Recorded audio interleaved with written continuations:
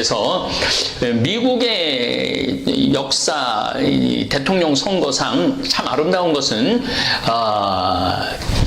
진 사람이 먼저 전화하는 겁니다. 그런데 아마 이번에는 그런 일이 거의 없지 않을까 이런 생각을 합니다. 어쨌든 트럼프는 이제 자리에서 내려올 거라고 생각을 합니다. 만약 트럼프가 내려오지 않고 백악관을 비워주지 않고 계속 소송을 걸어서 대법관들한테 그 대통령 당약에 대해서 맡긴다면은 미국은 제가 계속 말씀드렸어요.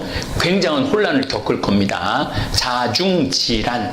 바깥에서는 문제가 없는데 안에서 내부적으로 문제가 있죠. 정말 트럼프가 나라를 생각한 이 세계 제1의 패권 국가라고 말씀드렸죠. 군사적으로 220개 나라가 되는 전 세계 나라가 미국하고 싸워도 미국을 이길 수가 없습니다. 경제적으로도 마찬가지죠.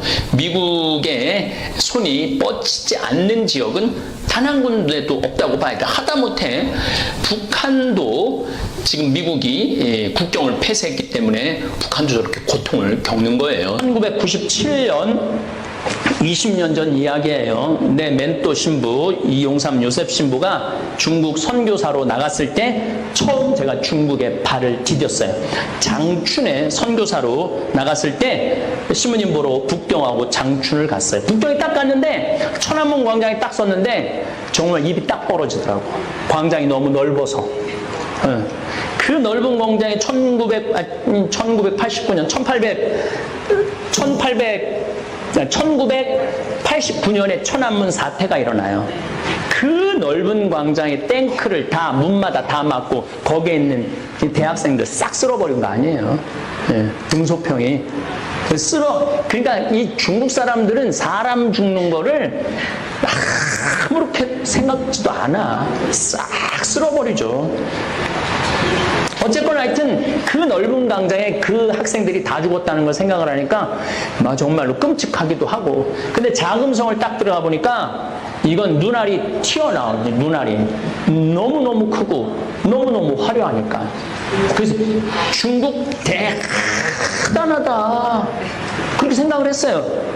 그런데 이제 한 며칠을 생활하고 자금성 구경하다 너무 오줌이 마려웠고 공동 화장실 딱 들어갔는데 깜짝 놀랐어요. 전부 다 남자고 여자고 쳐다보는 거 나를 근데 나만이 아니라 줄 서는 사람이 뒤에 20명 30명 아예 문짝이 없어. 그냥 어떤 화장실은 그냥 다 엉덩이 까고 다 앉아서 그냥 일을 보는 거야. 그리고 거기 이렇게 쭉 물이 흘러내려가. 똥 싸면 쫙 흘러내려가. 문짝이 없는 그 대단한 자금성을 만들어 놓고 화장실에 문짝이 없는 거야. 그래서 관광객들이 하도 막 난리를 치고 막 화장실로 가리고 막 옷으로 가리고 선글라스로 가리고 이러니까 중국에서 문짝을 만들었는데 금방 다 부셔졌대.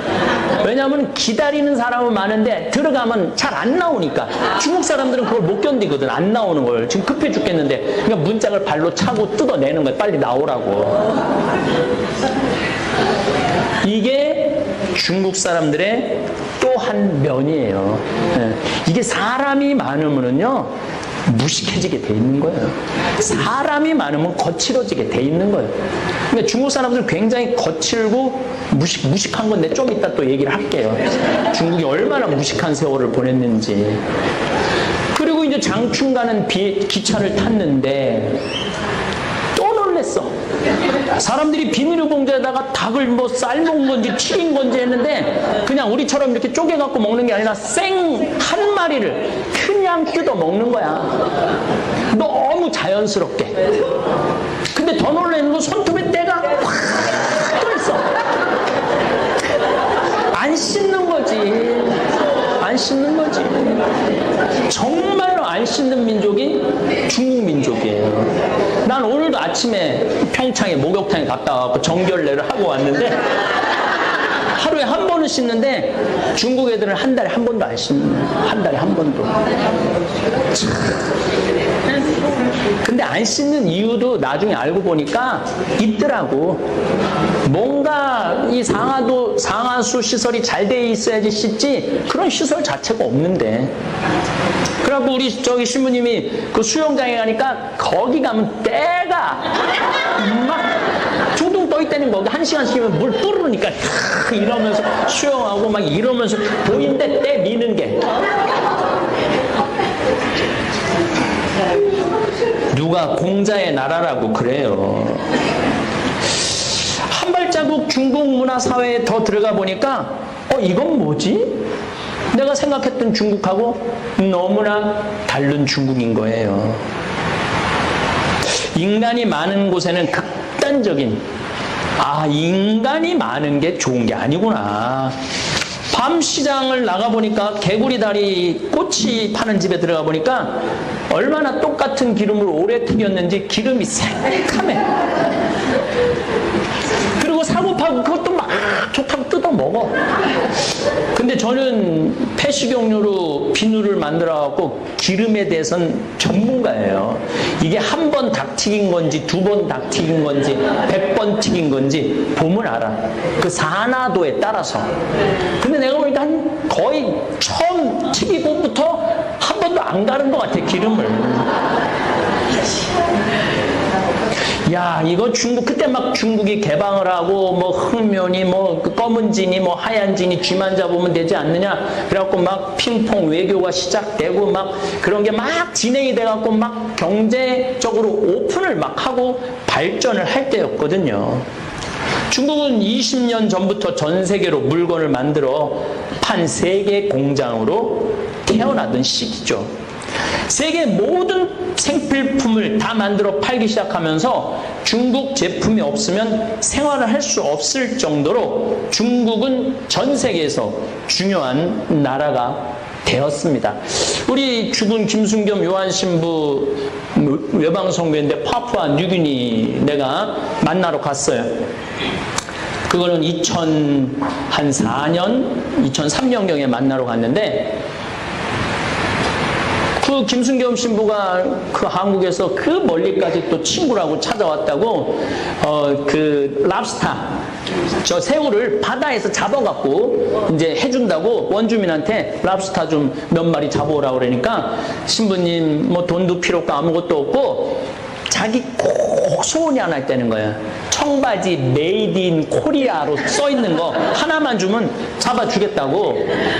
그래서 올 때 청바지 많이 싸갖고 왔죠. 왜냐면 선교사들은 옷 막 찢어지고 헤어지니까 청바지를 많이 갖고 가요. 그거 하나 없겠나? 그래갖고 집에 와갖고 메이드 인 코리아를 찾는데 전부 다 메이드 인 차이나래. 자기는 꿈에도 몰랐다는 거, 꿈에도. 근데 겨우 반바지 하나 메이드 인 코리아 청바지가. 그걸 갖고 거기 파푸아 뉴기니 원주민이 너무너무 좋아해갖고 랍스타를 이만한 거 하여튼 10몇 마리를 잡아왔어요. 근데 지금도 그 랍스타를 잊지 못해요. 지금은 별로 랍스타를 봐도 별로지만은 그때는 막 새로운 음식, 그런 굉장히 고급 음식이잖아요. 그거를 그냥 먹는데, 한 마리를 먹는데, 너무 맛있더라고. 바다에서 갓 잡아갖고 한 거라. 그랬더니 그 김신부가 나한테 그러더라고요. 이제 우리 창현이 너 조금만 있으면 꼬리 부분만 먹을 거라는 거야.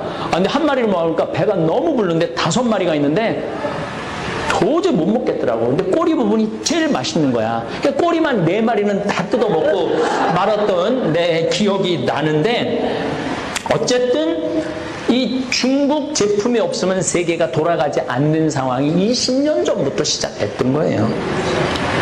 그리고 이 중국이라는 나라가 짝퉁으로 못 만드는 게 없네. 모든 걸 약 딱 1% 부족한데도 다 만들어내. 근데 문제는 이 짝퉁 때문에 소신을 갖고 자부심을 갖고 물건을 만들던 장인들이 전 세계에서 사라져가는 시기이기도 해요. 각국의 나름대로 기술을 가지고 신발 만드는 사람, 옷 만드는 사람, 가죽옷 만드는 사람, 시계 만드는 사람 다 했는데 너무너무 싸게 짝퉁이 들어오니까 견디질 못하고 전 세계 장인들을 싹 죽여버리는 거예요. 이건 내가 나중에 한번 또 얘기를 할 거예요. 이건 아주 중요한 부분이라. 왜냐하면은 가격 경쟁력에서 될 수가 없으니까. 그런데 짝퉁도 통하는 짝퉁이 있고 안 통하는 짝퉁이 있는데, 배도 우리나라가 계속 조선 배 만드는 거 세계 1위를 유지하다가 한 5년 전부터 중국한테 뺏겼어요. 왜냐면 워낙 싸게 하니까. 근데 이거는 1% 부족하면 큰일 나는 거죠. 중국한테 다 보냈는데 북극에 갔는데 배가 딱 서갖고 안 움직이는 거야. 이게 바다 한가운데서 배가 쓰면은요, 내가 그쪽에 관계된 사람들을 만나갖고 대화를 해보면요, 미친대요. 도로 한가운데서 배가 쓰면은, 차가 쓰면은 두고 딴 차 타고 가도 되지.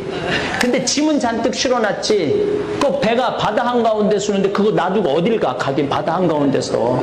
죽으는 사나 고쳐갖고 가야 되는데 어디가 고장났는 줄 알아요. 배는 중국에서 만들어 왔고. 그래서 작년, 재작년에 그 중간에 쓰는 배들이 너무 많아갖고 작년부터 다시 한국으로 수주가 돌아오기 시작한 거죠. 그래도 믿을 건 한국이라. 그래서 올해 3월 달에 세계 1위 조선 수주가 다시 탈환을 했잖아요. 네. 박수 칠 일이 아니에요. 그 5년 동안 우리나라 조선소들은 구조조정에 들어갔고, 울산, 통영, 옥포, 거제, 군산, 여수, 수많은 조선소들이 문을 닫거나 일거리가 없어서 고전을 하고 있고 고통을 겪은 거야. 그러니까 결국은 돌아보면 결국 누구 때문에 이 고통을 겪고 있느냐면 중국 때문에 고통을 겪는 거야. 뭐 중국 때문에 수출이 잘 돼갖고 뭐 우리나라가 살만하니 어쩌고 저쩌고 해도 나중에 뒤집어 보면은 중국 때문에 고통을 겪고 있는 거예요. 저는 가장 저에게 그 놀람과 충격의 나라 10년 전으로 거슬러 올라가겠습니다. 진시황 무동과 병마용 또 당 현종의 양귀비 사랑이 묻어있는 도시 시연을 둘러보았을 때, 야, 엄청 발전했구나. 한 번은 식당에 들어갔는데 중국 식당 얘기하는 거예요. 프랑스 베르사유 궁전하고 똑같은 모양으로 식당을 만들어놨어. 유리궁전도 있고. 그러니까 걔네들은 하여튼 뭘 똑같이 만드는 데는 귀신이야. 그 통이 커. 우리가 어떻게 감히 베르사유 궁전을 똑같이 한국에다 만들 생각을 해요. 그럼 그걸 식당으로 운영하고 있더라고요. 식당으로. 근데 뭐 거기서 밥을 먹으면서도 뭔가 1% 부족하다. 내가 베르사유 궁전도 갔다 와봤거든요. 근데 거기 베르사유랑 중국에 있는 베르사유랑 뭔가 1% 부족하다. 근데 요즘은 아예 프랑스 유명한 마을, 스위스 마을 같이 아예 유럽 관광지하고 똑같은 곳을 만들어 놓아서 비싼 돈 들여서 유럽까지 가지 말고 그냥 여기 똑같은 데로 와라. 이렇게 만들어 놓은 데도 아주 많다는 거예요. 그리고 이제 제가 실크로드가 시작되는 곳이기도 하면서 칠채산이라고 산 색깔이 7개 있어요. 칠채산이라고, 무지개산이라고. 거기는 아주 중국 서안 아주 맨 끝에 카자흐스탄, 우즈베키스탄 들어가는 초입 부분이에요. 거길 가봤는데 거기까지 가는데도 비행기도 타고 차도 엄청 타고 가죠. 나 거기 가보고 잠비아 가는 줄 알았어요. 얼마나 가난한지. 거의 토굴에서 살아, 토굴에서. 근데 그렇게 토굴에서 사는 인구가 5억 명이라는 거예요. 근데 거기 얼마나 또 추워. 불을 떼는데 전부 갈탄을 떼는 거야. 갈탄을 떼니까 굴뚝마다 새카만 갈탄탄 그게 나오는 거야. 그걸 보면서 야, 겨울에 저걸 때문에 저 미세먼지가 다 한국으로 올 텐데. 그게 내가 10년 전 일이에요. 근데 여러분들 미세먼지 시작된 게 10년 전이야. 10년 전. 현재 6억 5천만 명의 가난한 농민들은 최저 빈민국 신세로 살고 있는 게 중국이에요.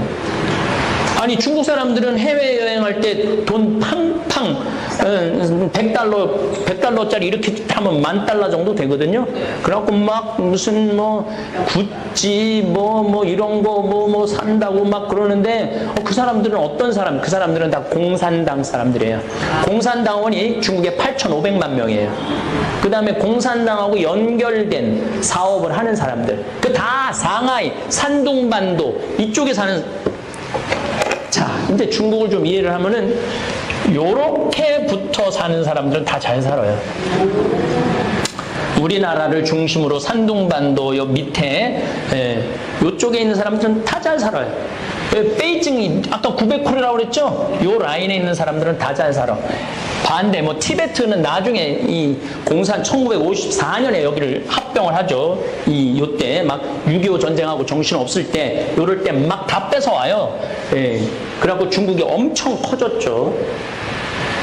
이 내륙 지방 사람들은 거지로 사는 거야. 거지로. 그리고 제가 여기 산둥반도 이쪽에 가서도 강의를 많이 했었는데 거기는요 유럽 같아요. 얼마나 건물을 잘 줘놓고 사는지. 그러니까 중국의 빈부격차는 우리 한국 사람들이 생각하는 것보다 훨씬 크죠. 중국은 지금 국민소득이 8,600달러예요. 1인당 국민소득이 8,600달러. 우리는 31,000달러.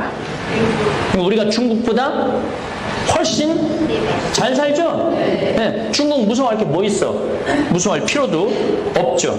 문제는 인구가 15억 명이기 때문에 G2, Great 2라는 거예요. 위대한 나라 둘, 중국이 결코 무시할 수 없는 나라죠. 저는 이제 5년 전부터 중국 여행을 더 이상 가지 않기로 결심을 했어요. 왜냐하면은 한 6, 7년 전에 우리 생태마을 직원들을 데리고 장가게 여행을 갔는데 중국 사람들이 좀 나졌는 줄 알았더니 길에다 침 뱉고 소리 지르고, 특별히 우리 직원들 태운 관광버스가 거기까지 한번 5시간인가 갔었는데 반 이상을 중앙선을 넘어서 가는 거예요. 반 이상을. 내가 이런 생각이 들더라고요. 우리 귀한 직원들 중국에 데리고 와서 죽이겠구나. 그래서 내가 내 돈 내고 내가 여행 가는데 내가 사람 대접 못 받는 그 나라를 내가 왜 가? 안 그래도 돌아다닐 나라가 많은데. 그래서 그 후로 우리 직원들 데리고 유럽 여행 갔다 오고, 호주, 뉴질랜드 갔다 오고, 내년에는 올해는 미국 여행 갔다 오고, 후년에는 마추픽추 갔다 와요. 내가 남미도 갔다 와봤는데 굉장히 사람을 존중해요. 가난한 나라지만은. 중국처럼 사람을 무시하는 나라가 없어요. 이 중화 사상 때문에 그래요. 다른 사람들은 다 미개하고, 그러니까 소크라테스 말대로 자기 자신은 모르고 사는 거예요. 자기 자신은. 나는 공자의 나라라고 생각이 안 들어요. 사실 또 얘네들은 공자가 누군지도 몰라요. 실질적으로. 일단 하여튼 중국이 베이징 쪽에 공장이 많았는데 지금은 산둥반도로 공장을 다 옮겨요. 왜냐하면은 여기 막 스모그가 너무 일어나니까 안 되겠는 거야. 그래서 이쪽에 원자력 발전소, 무슨 공장, 화력 발전소 다 산둥반도, 홍콩 이쪽으로 다 옮기고 있어요. 그래갖고 11월 달만 되면은 그 미세먼지가 우리나라로 날라오는 거예요. 그러면은 70% 원인이 중국한테 있어요.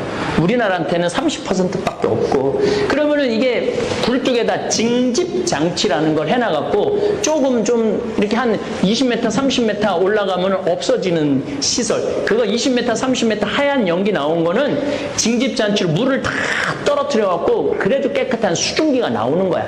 그 20, 30m 하얀 연기 나오는 건 괜찮아요.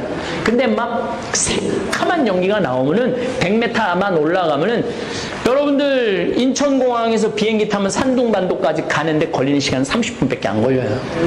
바로 코앞이야. 코앞에 우리 지금 공장을 놓고 살고 있는 거야.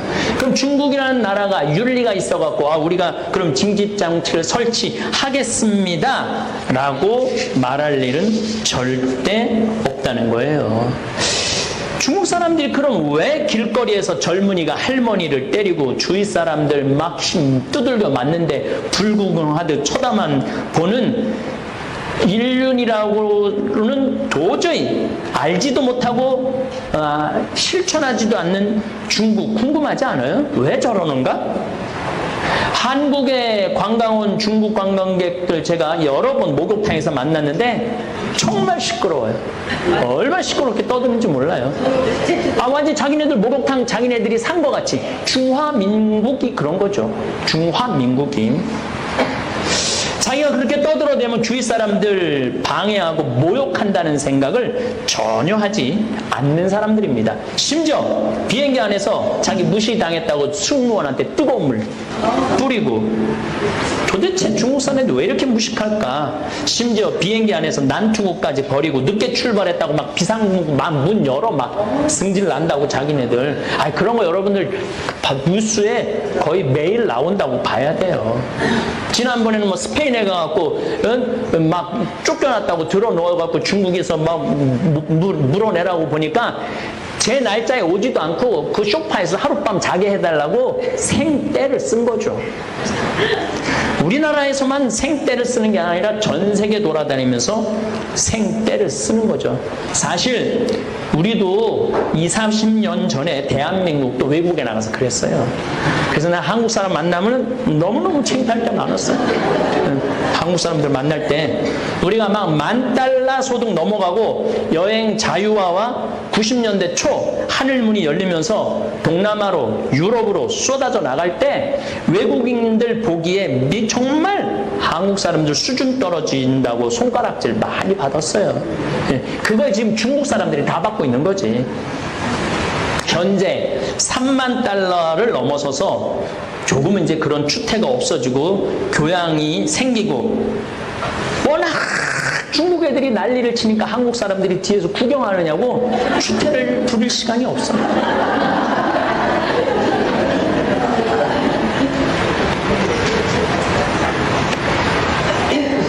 만약 한국 사람들 가운데 지금도 비행장에서 소리 지르고 쓰레기 길거리에, 외국 길거리에 버리고 뷔페집에서 먹지도 않는 음식 잔뜩 쌓아놓고 나온다면 아직도 중국이들 수준에 머물러 있는 거예요. 저는 뭐 크루즈 여행 여러 번 가봤는데 중국 사람들 그대로 쌓아놓고 가는 거 많이 봤어요.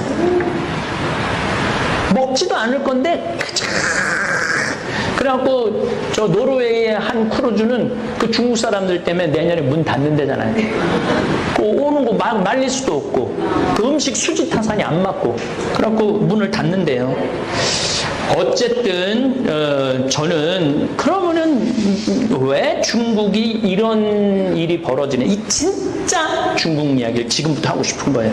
진짜 요거 잘 들어야 돼. 이제 정신 바짝 차리고 1959년부터 1961년까지 중국은 대약진 운동이라는 걸 해요. 정확하게 1957년에 시작을 해요.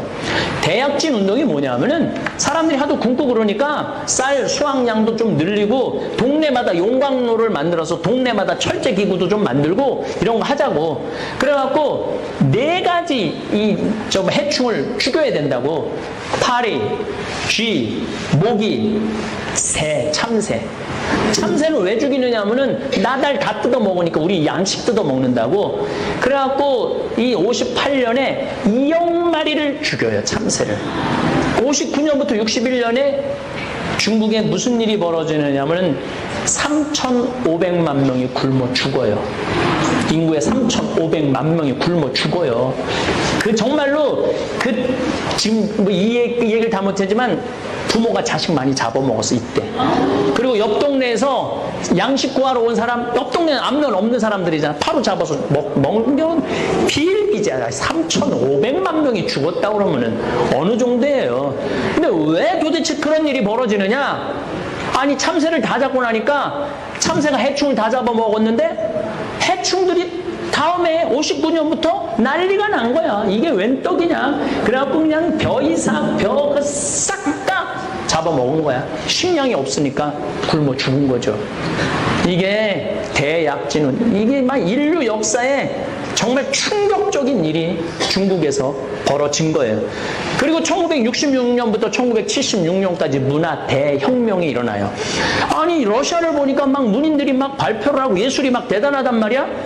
그래서 마오쩌둥이 그럼 우리도 하자고. 그래갖고 1965년에 막 이제 막 발표도 해봐라 그러니까 난리가 난 거야. 공산주의 잘못됐고 독재 잘못됐고 이거 안 되겠다. 그래갖고 홍위병, 얘네들은 하여튼 빨간 거 엄청나게 좋아해요. 황건적, 홍건적, 이번에는 홍위병. 이 홍위병 대학생들을 중심으로 해서 이 홍위병을 구성을 해갖고 교수들, 선생님들 데려다가 인민재판하고 다 죽인 거야. 이때 350만 명을 죽여요.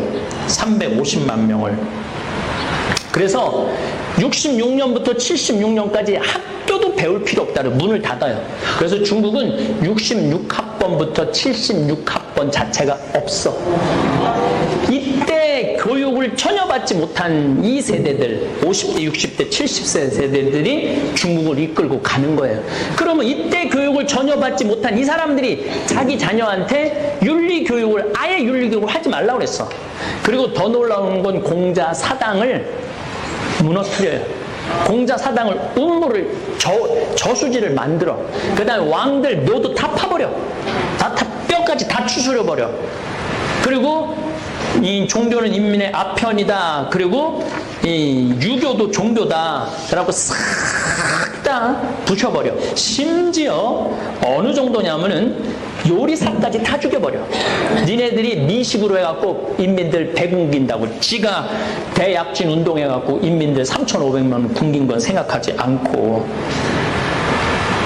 공자 책도 다 불사르고 공자 묘를 폐하쳐서 연못으로 만들고 불상은 녹여서 숟가락으로 만들었어. 숟가락으로. 교수들은 땀 흘려 노동을 하지 않고 밥 먹는 벌레 같은 놈들이다. 앞으로 교육으로는 돈 받을 수 없다. 이게 그 유명한 문화 대혁명의 1966년부터 76년. 옛것은 모조리 숙청해라. 문화, 교육, 정치, 심지어는 부모들까지 공산주의 사상에 어긋나오면 자식이 부모 인민재판에 세워갖고 죽이기까지 해요. 그러니까 중국이 지금 저렇게 비윤리적이고 아주 저급한 문화를 보이는 이유 중에 하나가 이 문화 대혁명 때문에 그래요. 근데 저거를 자기네들의 문제점을 알아야 되는데, 저 문제점을 모르는 거예요.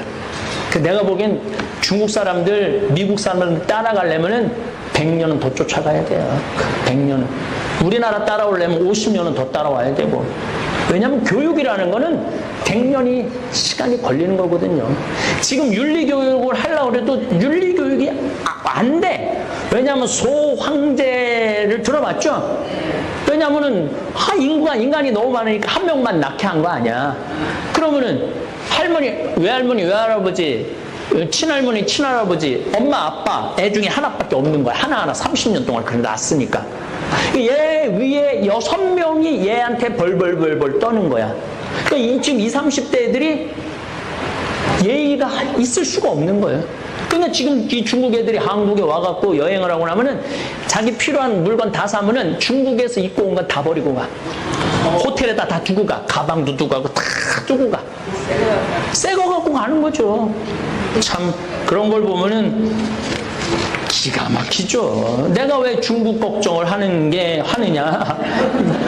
중국 걱정을 왜 하느냐 하면은 이제 우리가 중국을 잘 알아야 돼. 중국 사람들 제주도에 관광 온다고 땅 다 팔았어요. 다 파는 건 아니고 여의도 2배 많은 거. 한 제주도에 150만 평 정도, 160만 평 정도의 땅을 팔았어요. 사실은 제주도에서 160만 평이면 어마어마한 땅이죠. 그렇게 팔아놨더니 거기에 걔네들이 호텔 짓죠, 식당 짓죠.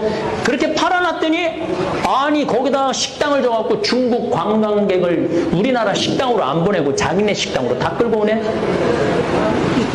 우리는 땅 뺏기고 관광객들 아무리 바글바글해도 시끄럽기만 하고 돈은 누가 벌어가? 중국 사람들이 다 벌어가는 거예요.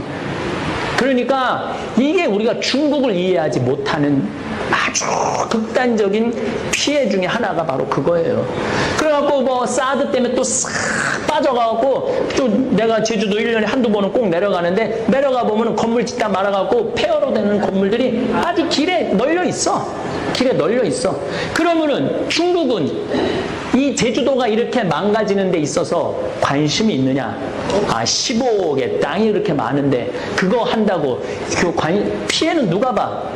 우리가 봐. 그러면은 3만 달러를 사는 우리 국민들이 8,600달러밖에 안 되는 중국 사람들한테 그 땅값 3배, 4배 준다고 팔아야 돼요? 팔지 말아야 돼요? 팔지 말아야지. 그러니까 3만 달러의 자존심이 없다 이거야 내 얘기는. 지금 저기 미국 실리콘밸리 저기 산호세 쪽에 가니까 이제 시진핑이 부패 정리한다고 막 난리가 나니까 중국에서 현금을 들고 150만 달러 그 산호세 가면 골프장 안에 대저택들이 있거든요. 이걸 다 300만 달러에 다 사놨어. 그래서 산호세가 땅값이 300만 달러 다 올라갔어. 그러니까 전 세계를 그렇게 망가뜨리고 돌아다니는 게 중국이야.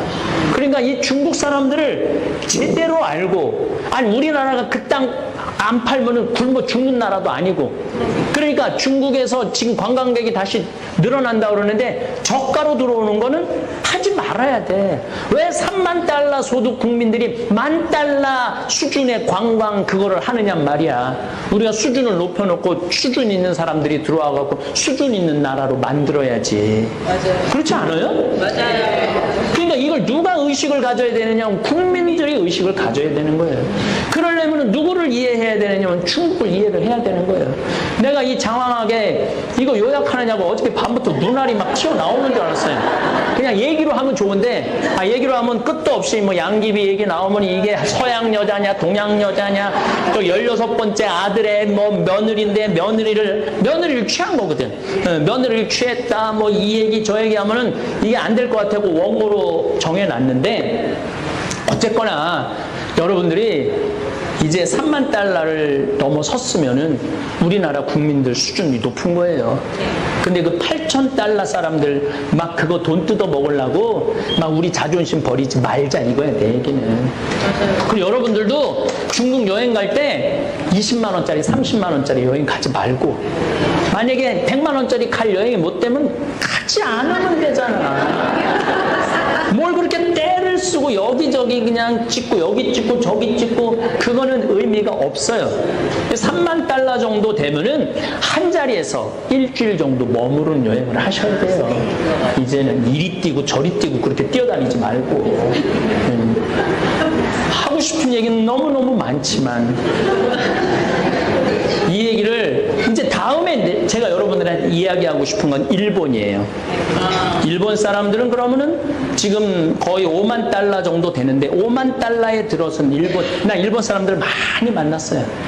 많이 만나고 이야기도 많이 하고, 일본 사람들 조금 배운 사람들 영어 수준 나하고 거의 똑같아. 그래갖고 얘기가 돼. 일본 사람들이 영어 참 못하거든요. 그래서 얘기가 된다는 거예요. 달래 영어 되는 게 아니라. 근데 일본은 개인은 너무너무 훌륭해요. 사실은 내가 만난 일본 사람들 다 정성스럽고 다정하고 겸손해요. 근데 그걸 합쳐놓으면 이상해지는 거예요. 또 제목은 트럼프의 끝없는 헛발질이라는 주제로 강의를 하도록 하겠습니다. 트럼프를 좋아하지만 내놓고 좀 트럼프를 지지하기 그랬던 많은 사람들이 있었는데, 이번에는 그 샤이 트럼프조차들도 이번에는 아마 고개를 절레절레 흔들면서 돌아서고 있는 것 같습니다. 또 트럼프는 소송을 지금 건다고, 펜실바니아, 조지아 이런데, 위스콘신 이런데 이제 마지막에 아주 간만에 처음에 본인이 앞질러 있다가 따라잡히니까 좀 화도 나고 아마 그런 것 같아요. 그래서 미국의 역사 대통령 선거상 참 아름다운 것은 진 사람이 먼저 전화하는 겁니다. 그런데 아마 이번에는 그런 일이 거의 없지 않을까 이런 생각을 합니다. 어쨌든 트럼프는 이제 자리에서 내려올 거라고 생각을 합니다.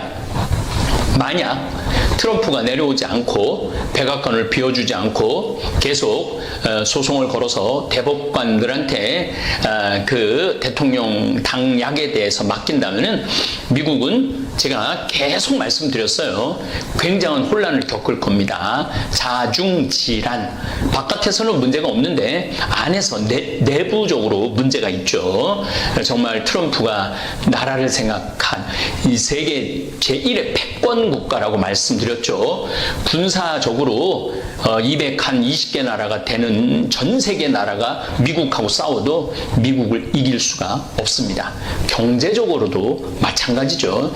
미국의 손이 뻗치지 않는 지역은 단 한 군데도 없다고 봐야 돼. 하다못해 북한도 지금 미국이 국경을 폐쇄했기 때문에 북한도 저렇게 고통을 겪는 거예요. 그러니까 전 세계의 군사력, 경제력을 절대적으로 쥐고 있는 나라가 미국입니다. 그래서 미국이 전 세계에 평화를 이룰 수 있는 나라이기도 하고 전 세계를 먹여 살릴 수도 있는 나라입니다. 대통령이 국민들이 자기네들이 제1국가라는 인식을 가진다면은 좀 크게 생각을 해야 되는데 이 트럼프는 미국 우선주의. 그래서 아주 큰 국가인데 아주 쪼잔한 국가로 만들었어요. 지금 11월 3일, 4일 여러분들 뭐 좀 투표 때문에 미국 투표 때문에 정신이 없지만은 저는 너무너무 지금 이제 5천만 명이 이제 넘어가고 있어요. 이 코로나19가 5천만 명이 넘어가고 있고 미국은 1,000만 명이 넘어가고 있어요. 5분의 1이 미국에서 발생합니다. 11월 5일 상황도 하루 확진자가 11월 4일은 12만 명인데 11월 5일 날은 10만 5천 명입니다. 우리나라는 지난 국회의원 선거 4.16 국회의원 선거할 때 얼마나 방역을 철저히 했습니까? 그래서 확진자가 그 투표 장소에서는 거의 한 명도 안 나왔죠. 그런데 지금 미국은 개념이 없는 거예요. 특별히 국가 원수, 국민들의 생명을 책임져야 되는 국가 원수가 코로나에 대한 인식이 제가 보기엔 중고등학교 수준도 못 되는 것 같아요. 세계 제1강대국가 대통령이 코로나19를 정확하게 인식하지 못하고 1,000만 명이나 되는 미국 국민을 감염으로 몰아세웠습니다.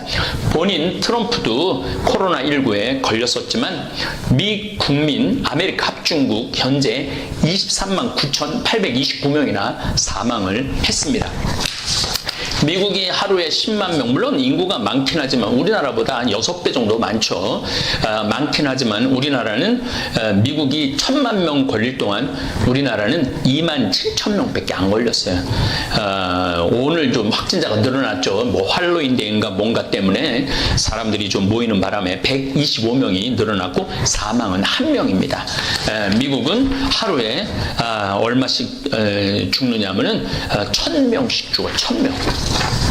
그래서 이런 통계가 나옵니다. 우리나라하고 미국하고 코로나19 대응을 보면은 1000분의 1, 미국이 1000에 지금 바이러스에 감염이 된다면 우린 1000분의 1, 대한민국은 1이라는 거예요. 오늘 1명 죽었고 미국은 1000명 죽었죠. 유럽하고 우리나라하고 비교를 하면은 300분의 1, 우리나라가 이렇게 방역을 잘하는 거죠. 저는 제가 언젠가 토요 특강에서 트럼프와 듣는 마음으로 이라는 주제로 강의를 했어요. 그것도 코로나19에 대한 인식이 트럼프가 들어야 되는데 이 대통령이라는 사람이 듣지를 않아요. 전문가들의 말을 듣지 않고 마치 자기가 전문가이냐 코로나19 브리핑을 한동안 본인이 나와서 했죠. 우리나라는 보건복지부 장관, 차관 그리고 질병본부 정경 지금 총장이 됐지만은 그런 전문가들이 나와서 딱딱 브리핑을 했는데 이 트럼프는 이 상황을 모르고 미국 국민을 정말로 공포로 몰아넣은 거죠.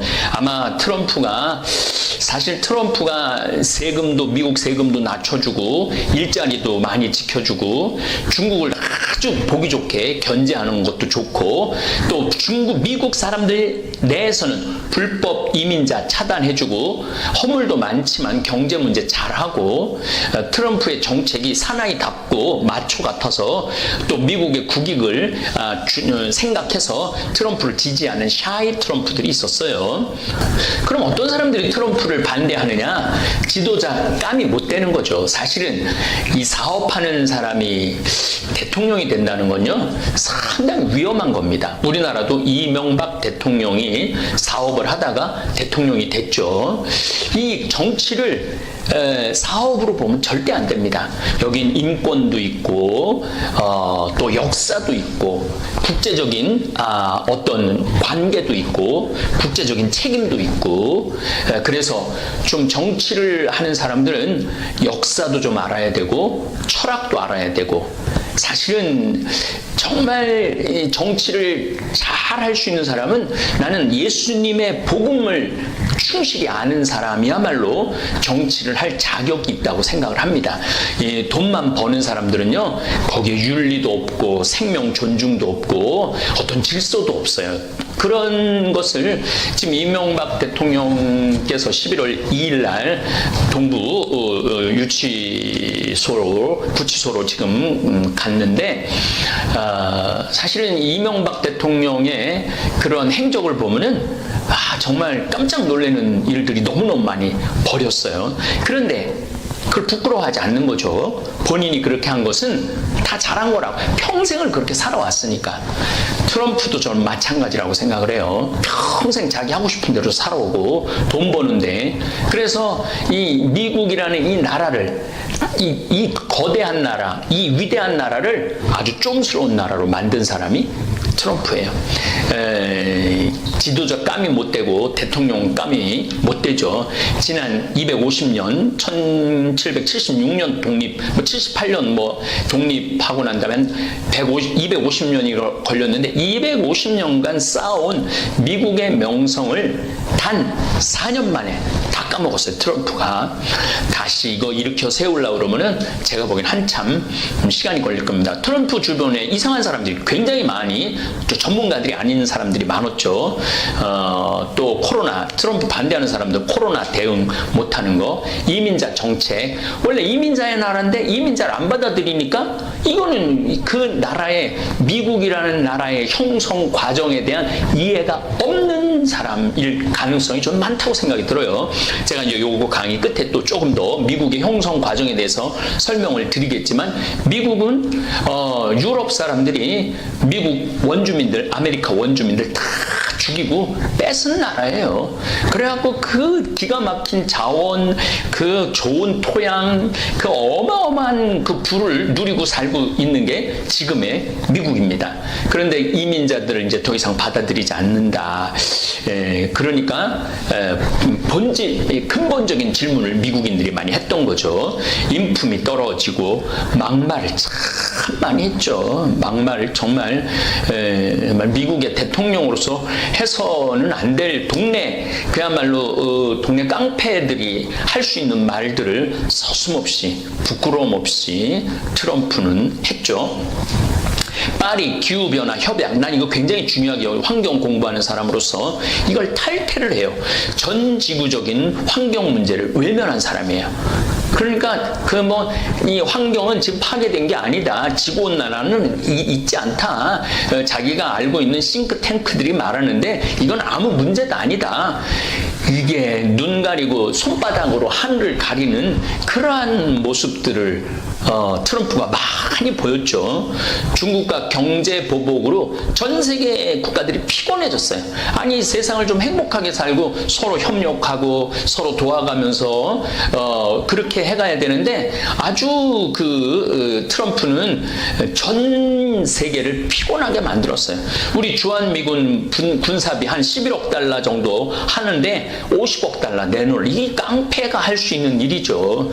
지금도 11억 달러도 어마어마하게 지금 주한미군들은 부를 누리면서 한국에서, 저도 이 주한미군 부대를, 평택 부대를 한번 들어가 봤는데 그 안에 들어가 보면요, 미국 뭐 기가 막히게 시설을 잘해놓고 잘 지내고 있어요.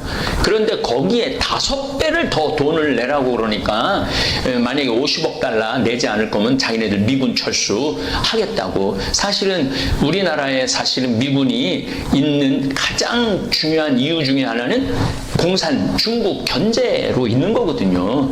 그러니까 우리나라가 방패막이 되는 거예요. 신의 방패라고 이지스함의 역할을 우리나라가 지금 하고 있는 거예요. 그렇기 때문에 미군이 우리나라가 굉장히 필요한 나라죠. 자기네들 전 세계 패권을 유지하기 위해서 한국은 아주 중요한 나라예요. 그럼 서로 협력을 해야 되는데 철수하겠다고 협박을 하고 있으니 참 한심한 패권국가의 대통령이 카이사르가 할 짓은 아니죠. 미국 우선주의 국가안보 전략, 그 다음에 환태평양 경제 동반자 TPP, 미국 노동자들을 위해 좋은 일이라면서 탈퇴를 했어요. 그 다음에 북미 자유무역 나프타 재협상, 한미 자유무역협정은 끔찍한 협정이라며 폐기까지 압박을 트럼프가 했죠. 반이민 행정명령, 이슬람 8개 국가와 북한을 잠재적 테러 국가로 해서 이민과 입국 자체를 못하게 명령을 내렸죠. 그리고 제일 제가 가슴 아픈 것 중에 하나는 멕시코 국경 봉쇄 장막 설치한 거예요. 36억 달러를 거쳐서 2020년 말까지 800km를 담을 쌓는 거예요. 36억 달러. 사실은 제가 미국에 가보면은요, 미국 경제가, 미국 사회가 돌아가는 이유 중에 하나는 바로 멕시칸들이 와서 일하기 때문이에요. 대부분이 식당에서 음식을 하고 설거지를 하고 공장에서 일을 하고 쓰레기 처리를 하는 사람들은 백인들이 하지 않아요. 전부 멕시칸, 스페니시들이 다 하는 거예요. 그러니까 미국 경제는 스페니시, 맨 밑에 스페니시들이 있고, 그 다음에 또 유럽 이민자들이 있고, 그 다음에 이제 뭐 한국 굉장히 높은 층에 있죠. 높은 층에 있고, 그 다음에 백인들이 그걸 누리고 사는 거예요. 그런데 그 멕시코 사람들을 못 들어오게 한다고 장막을 36억 달러를 해갖고, 그러니까 이 트럼프가 이게 사실 진짜 통 큰 정치는 못 되는 거죠. 또 이란 핵합의 준수 불인증. 그래갖고 이란을 좀 끌어내야 되는데, 이란이 한 7천만, 8천만 명 정도 되는데, 사실 굉장히 이란도 경제적인 고통 때문에 많이 좀 이걸 오픈하려고, 우리나라 물건도 굉장히 많이 이란에 들어가죠. 그런데 이거를 평화를 이끌고 가지 않고 대립과 반목으로 이끈 아메리카 합중국의 대통령인 거죠. 2020년 트럼프 이번에 공약을 보면은요, 보호무역주의예요. 미국의 무역을 보호하겠다는 거죠. 제 생각에는 아프리카 사람들, 또 아메리카 사람들, 또 동남아시아 사람들, 이 사람들하고 교역을 더 많이 확대를 한다면은 아프리카 사람들도 먹고 살만하고 미국도 시장이 생기는 건데, 그렇게 하고 싶지 않은 거죠. 귀찮은 거죠. 인종적 차별이 굉장히 강한 거예요. 미국 우선주의 정책, 미국 우선이다 이거예요. 그래서 Greater America, 다시 Again Great America, 위대한 미국을, 뭐가 위대한 미국을 다시 한다는 거예요? 지금 이미 위대해 있는데. 그러니까 그런 것에서 이 트럼프는 끝도 없는 헛발질을 하고 있는 거예요. 미국 적대시 정책을 하겠다 이거죠.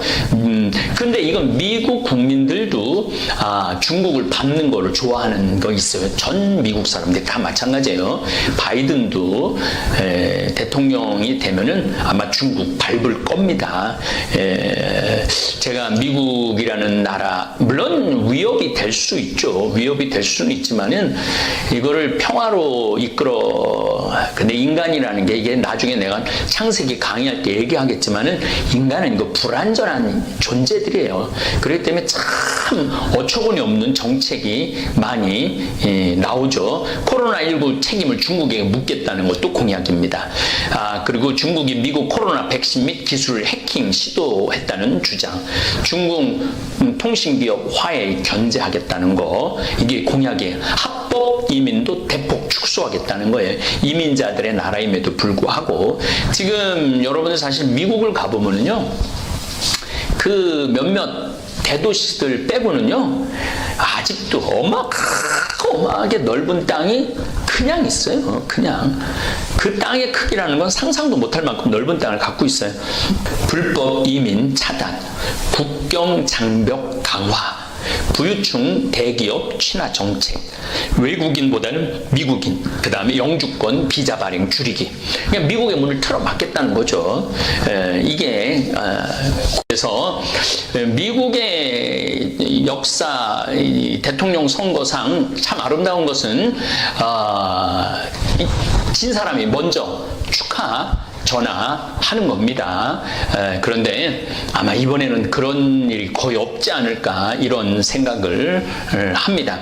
어쨌든 트럼프는 이제 자리에서 내려올 거라고 생각을 합니다. 만약 트럼프가 내려오지 않고 백악관을 비워주지 않고 계속 소송을 걸어서 대법관들한테 그 대통령 당약에 대해서 맡긴다면은 미국은 제가 계속 말씀드렸어요. 굉장한 혼란을 겪을 겁니다. 자중질환. 바깥에서는 문제가 없는데 안에서 내부적으로 문제가 있죠. 정말 트럼프가 나라를 생각한 이 세계 제1의 패권 국가라고 말씀드렸죠. 군사적으로 220개 나라가 되는 전 세계 나라가 미국하고 싸워도 미국을 이길 수가 없습니다. 경제적으로도 마찬가지죠. 미국의 손이 뻗치지 않는 지역은 단 한 군데도 없다고 봐야 돼. 하다못해 북한도 지금 미국이 국경을 폐쇄했기 때문에 북한도 저렇게 고통을 겪는 거예요. 1997년 20년 전 이야기예요. 내 멘토 신부 이용삼 요셉 신부가 중국 선교사로 나갔을 때 처음 제가 중국에 발을 디뎠어요. 장춘에 선교사로 나갔을 때 신부님 보러 북경하고 장춘을 갔어요. 북경에 딱 갔는데 천안문 광장에 딱 섰는데 정말 입이 딱 벌어지더라고. 광장이 너무 넓어서. 그 넓은 광장에 1989년 1989년에 천안문 사태가 일어나요. 그 넓은 광장에 탱크를 다 문마다 다 막고 거기에 있는 대학생들 싹 쓸어버린 거 아니에요. 등소평이 그러니까 이 중국 사람들은 사람 죽는 거를 아무렇게 생각지도 않아. 싹 쓸어버리죠.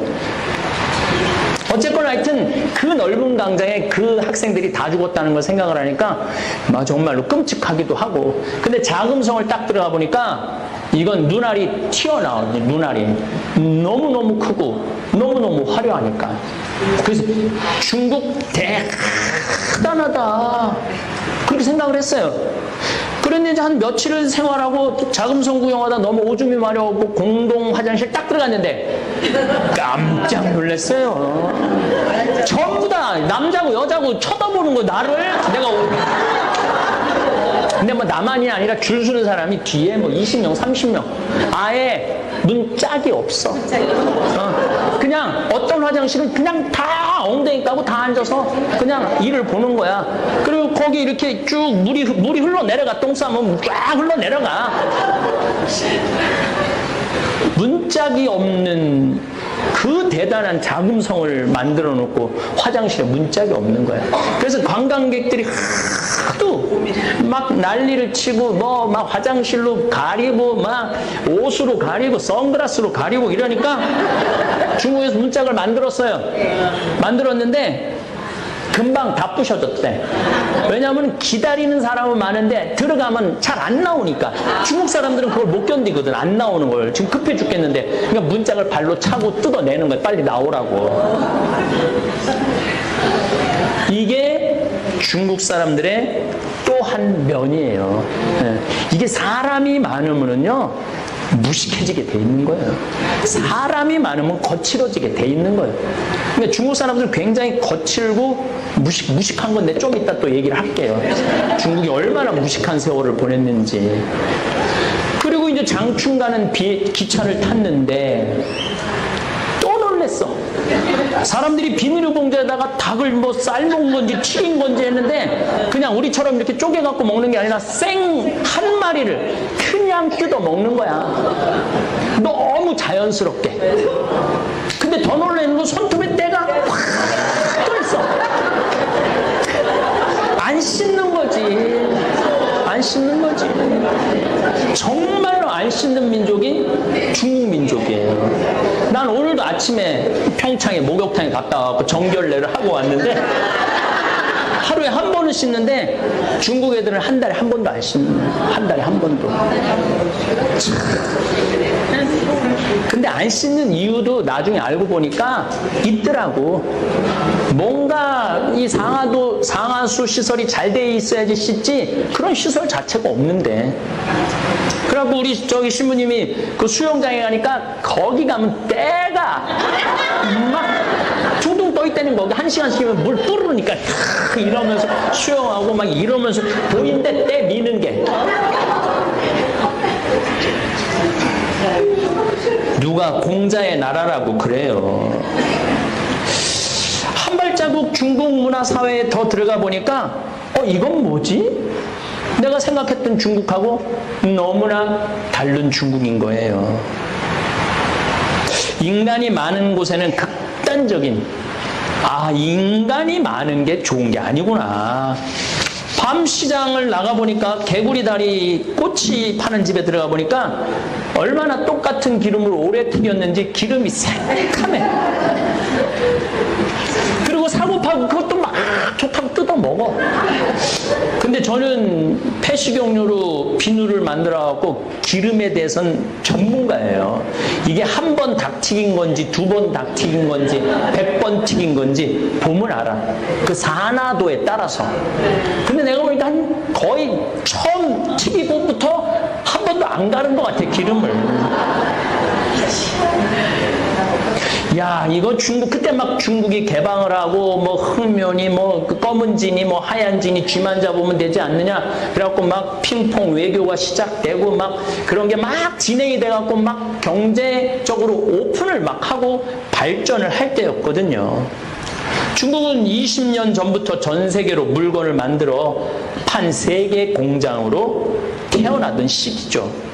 세계 모든 생필품을 다 만들어 팔기 시작하면서 중국 제품이 없으면 생활을 할 수 없을 정도로 중국은 전 세계에서 중요한 나라가 되었습니다. 우리 죽은 김순겸 요한신부 외방선교인데 파푸아 뉴기니 내가 만나러 갔어요. 그거는 2003년경에 만나러 갔는데 그 김순겸 신부가 그 한국에서 그 멀리까지 또 친구라고 찾아왔다고 그 랍스타 저 새우를 바다에서 잡아갖고 이제 해준다고 원주민한테 랍스타 좀 몇 마리 잡아오라고 그러니까 신부님 뭐 돈도 필요 없고 아무것도 없고 자기 꼭 소원이 하나 있다는 거예요. 청바지 메이드 인 코리아로 써있는 거 하나만 주면 잡아주겠다고. 그래서 올 때 청바지 많이 싸갖고 왔죠. 왜냐면 선교사들은 옷 막 찢어지고 헤어지니까 청바지를 많이 갖고 가요. 그거 하나 없겠나? 그래갖고 집에 와갖고 메이드 인 코리아를 찾는데 전부 다 메이드 인 차이나래. 자기는 꿈에도 몰랐다는 거, 꿈에도. 근데 겨우 반바지 하나 메이드 인 코리아 청바지가. 그걸 갖고 거기 파푸아 뉴기니 원주민이 너무너무 좋아해갖고 랍스타를 이만한 거 하여튼 10몇 마리를 잡아왔어요.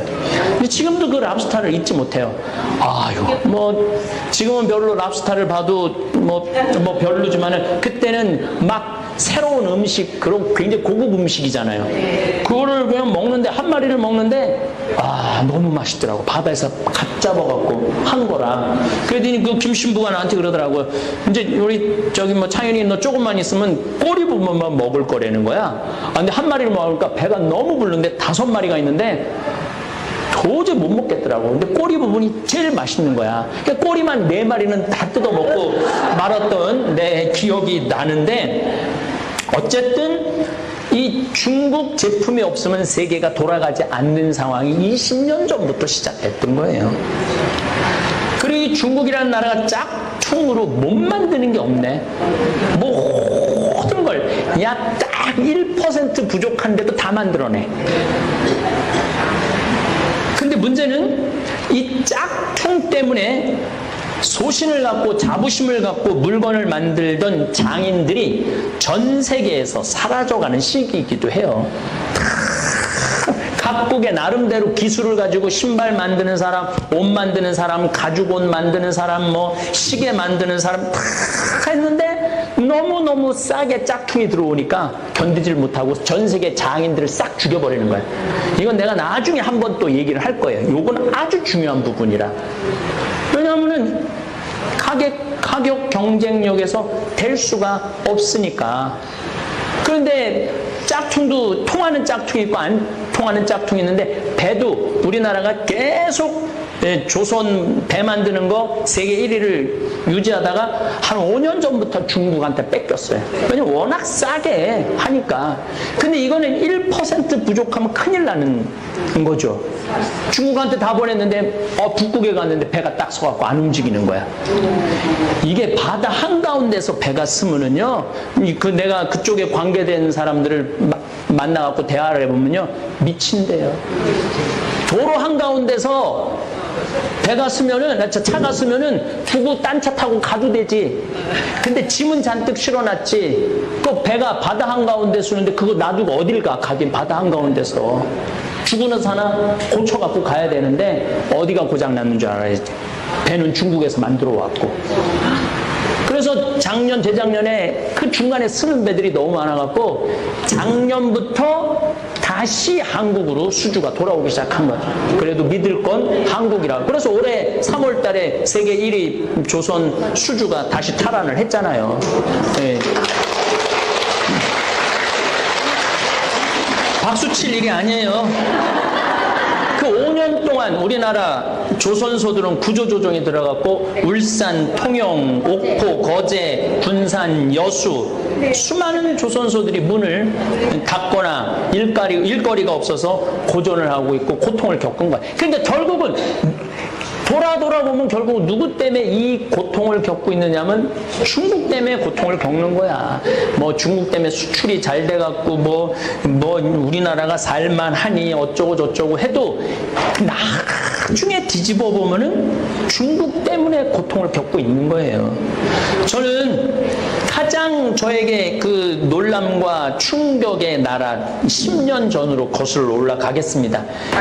진시황 무동과 병마용 또 당 현종의 양귀비 사랑이 묻어있는 도시 시연을 둘러보았을 때, 야, 엄청 발전했구나.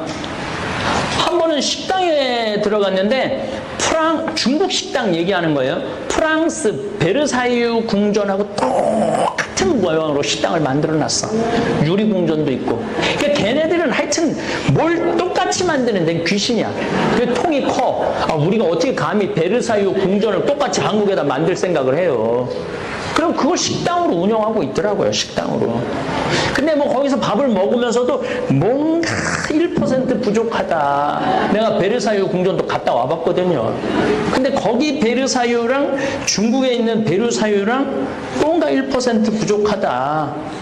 근데 요즘은 아예 프랑스 유명한 마을, 스위스 마을 같이 아예 유럽 관광지하고 똑같은 곳을 만들어 놓아서 비싼 돈 들여서 유럽까지 가지 말고 그냥 여기 똑같은 데로 와라. 이렇게 만들어 놓은 데도 아주 많다는 거예요. 그리고 이제 제가 실크로드가 시작되는 곳이기도 하면서 칠채산이라고 산 색깔이 7개 있어요. 칠채산이라고, 무지개산이라고. 거기는 아주 중국 서안 아주 맨 끝에 카자흐스탄, 우즈베키스탄 들어가는 초입 부분이에요. 거길 가봤는데 거기까지 가는데도 비행기도 타고 차도 엄청 타고 가죠. 나 거기 가보고 잠비아 가는 줄 알았어요. 얼마나 가난한지. 거의 토굴에서 살아, 토굴에서. 근데 그렇게 토굴에서 사는 인구가 5억 명이라는 거예요. 근데 거기 얼마나 또 추워. 불을 떼는데 전부 갈탄을 떼는 거야. 갈탄을 떼니까 굴뚝마다 싹하만 갈탄탄 그게 나오는 거야. 그걸 보면서 야, 겨울에 저걸 때문에 저 미세먼지가 다 한국으로 올 텐데. 그게 내가 10년 전 일이에요. 근데 여러분들 미세먼지 시작된 게 10년 전이야. 10년 전. 현재 6억 5천만 명의 가난한 농민들은 최저 빈민국 신세로 살고 있는 게 중국이에요. 아니, 중국 사람들은 해외여행할 때 돈 팡팡 100달러짜리 이렇게 하면 $10,000 정도 되거든요. 그래갖고 막 무슨 뭐 구찌 뭐 이런 거 뭐 산다고 막 그러는데 그 사람들은 어떤 사람? 그 사람들은 다 공산당 사람들이에요. 공산당원이 중국에 8,500만 명이에요. 그 다음에 공산당하고 연결된 사업을 하는 사람들. 그 다 상하이, 산둥반도 이쪽에 사는.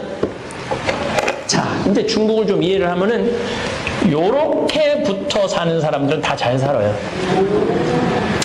우리나라를 중심으로 산둥반도 요 밑에 요쪽에 있는 사람들은 다 잘 살아요.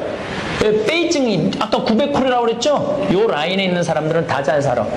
반대 뭐 티베트는 나중에 이 1954년에 여기를 합병을 하죠. 요때 막 6.25 전쟁하고 정신 없을 때 요럴 때 막 다 뺏어와요.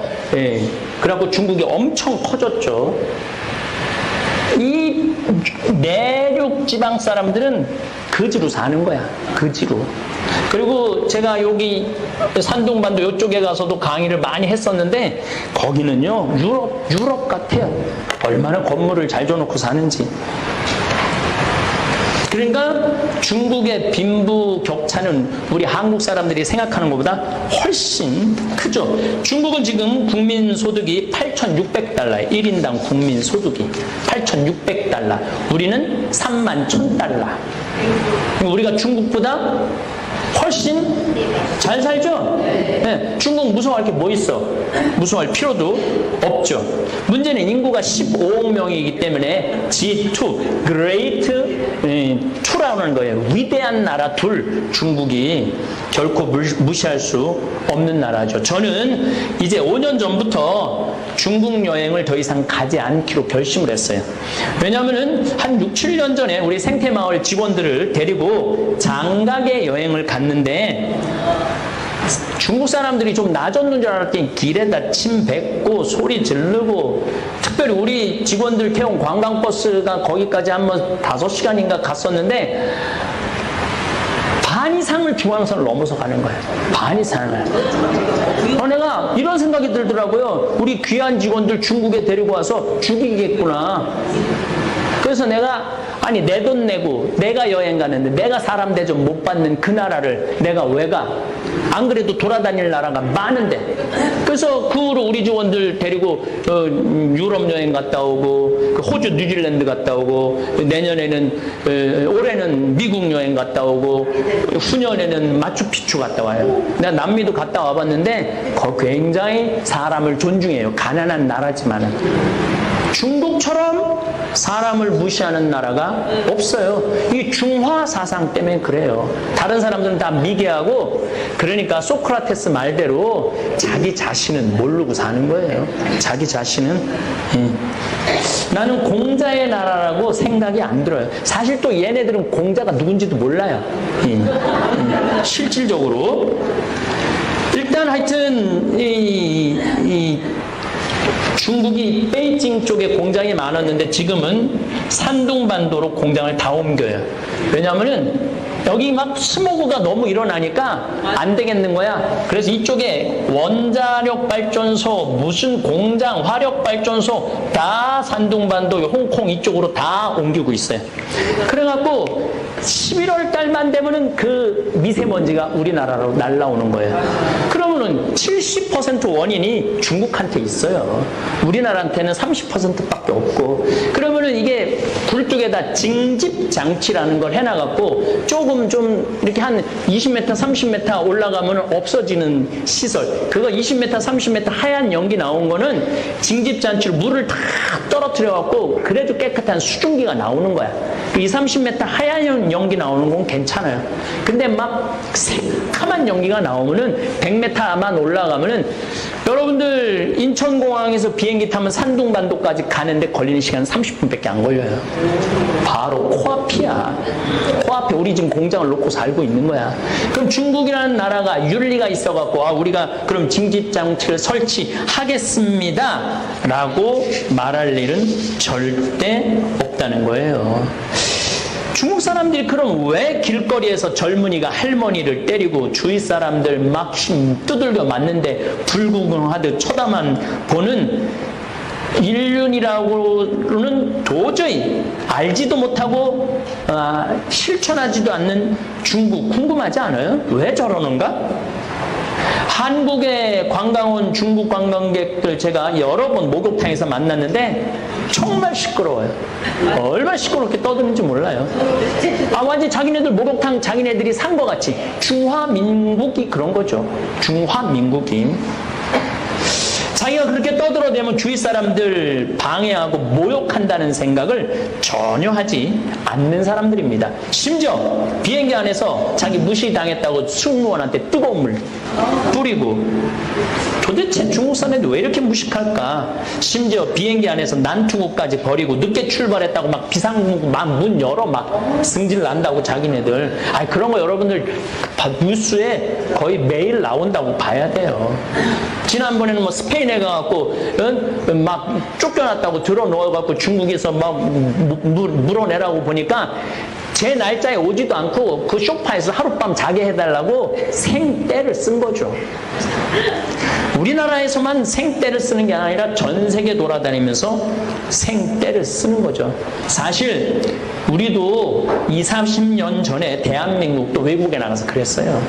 그래서 나 한국 사람 만나면 너무너무 창피할 때 많았어요. 한국 사람들 만날 때 우리가 막 $10,000 소득 넘어가고 여행 자유화와 90년대 초 하늘문이 열리면서 동남아로 유럽으로 쏟아져 나갈 때 외국인들 보기에 정말 한국 사람들 수준 떨어진다고 손가락질 많이 받았어요. 그걸 지금 중국 사람들이 다 받고 있는 거지. 현재 $30,000를 넘어서서 조금은 이제 그런 추태가 없어지고 교양이 생기고, 워낙 중국 애들이 난리를 치니까 한국 사람들이 뒤에서 구경하느냐고 추태를 부릴 시간이 없어.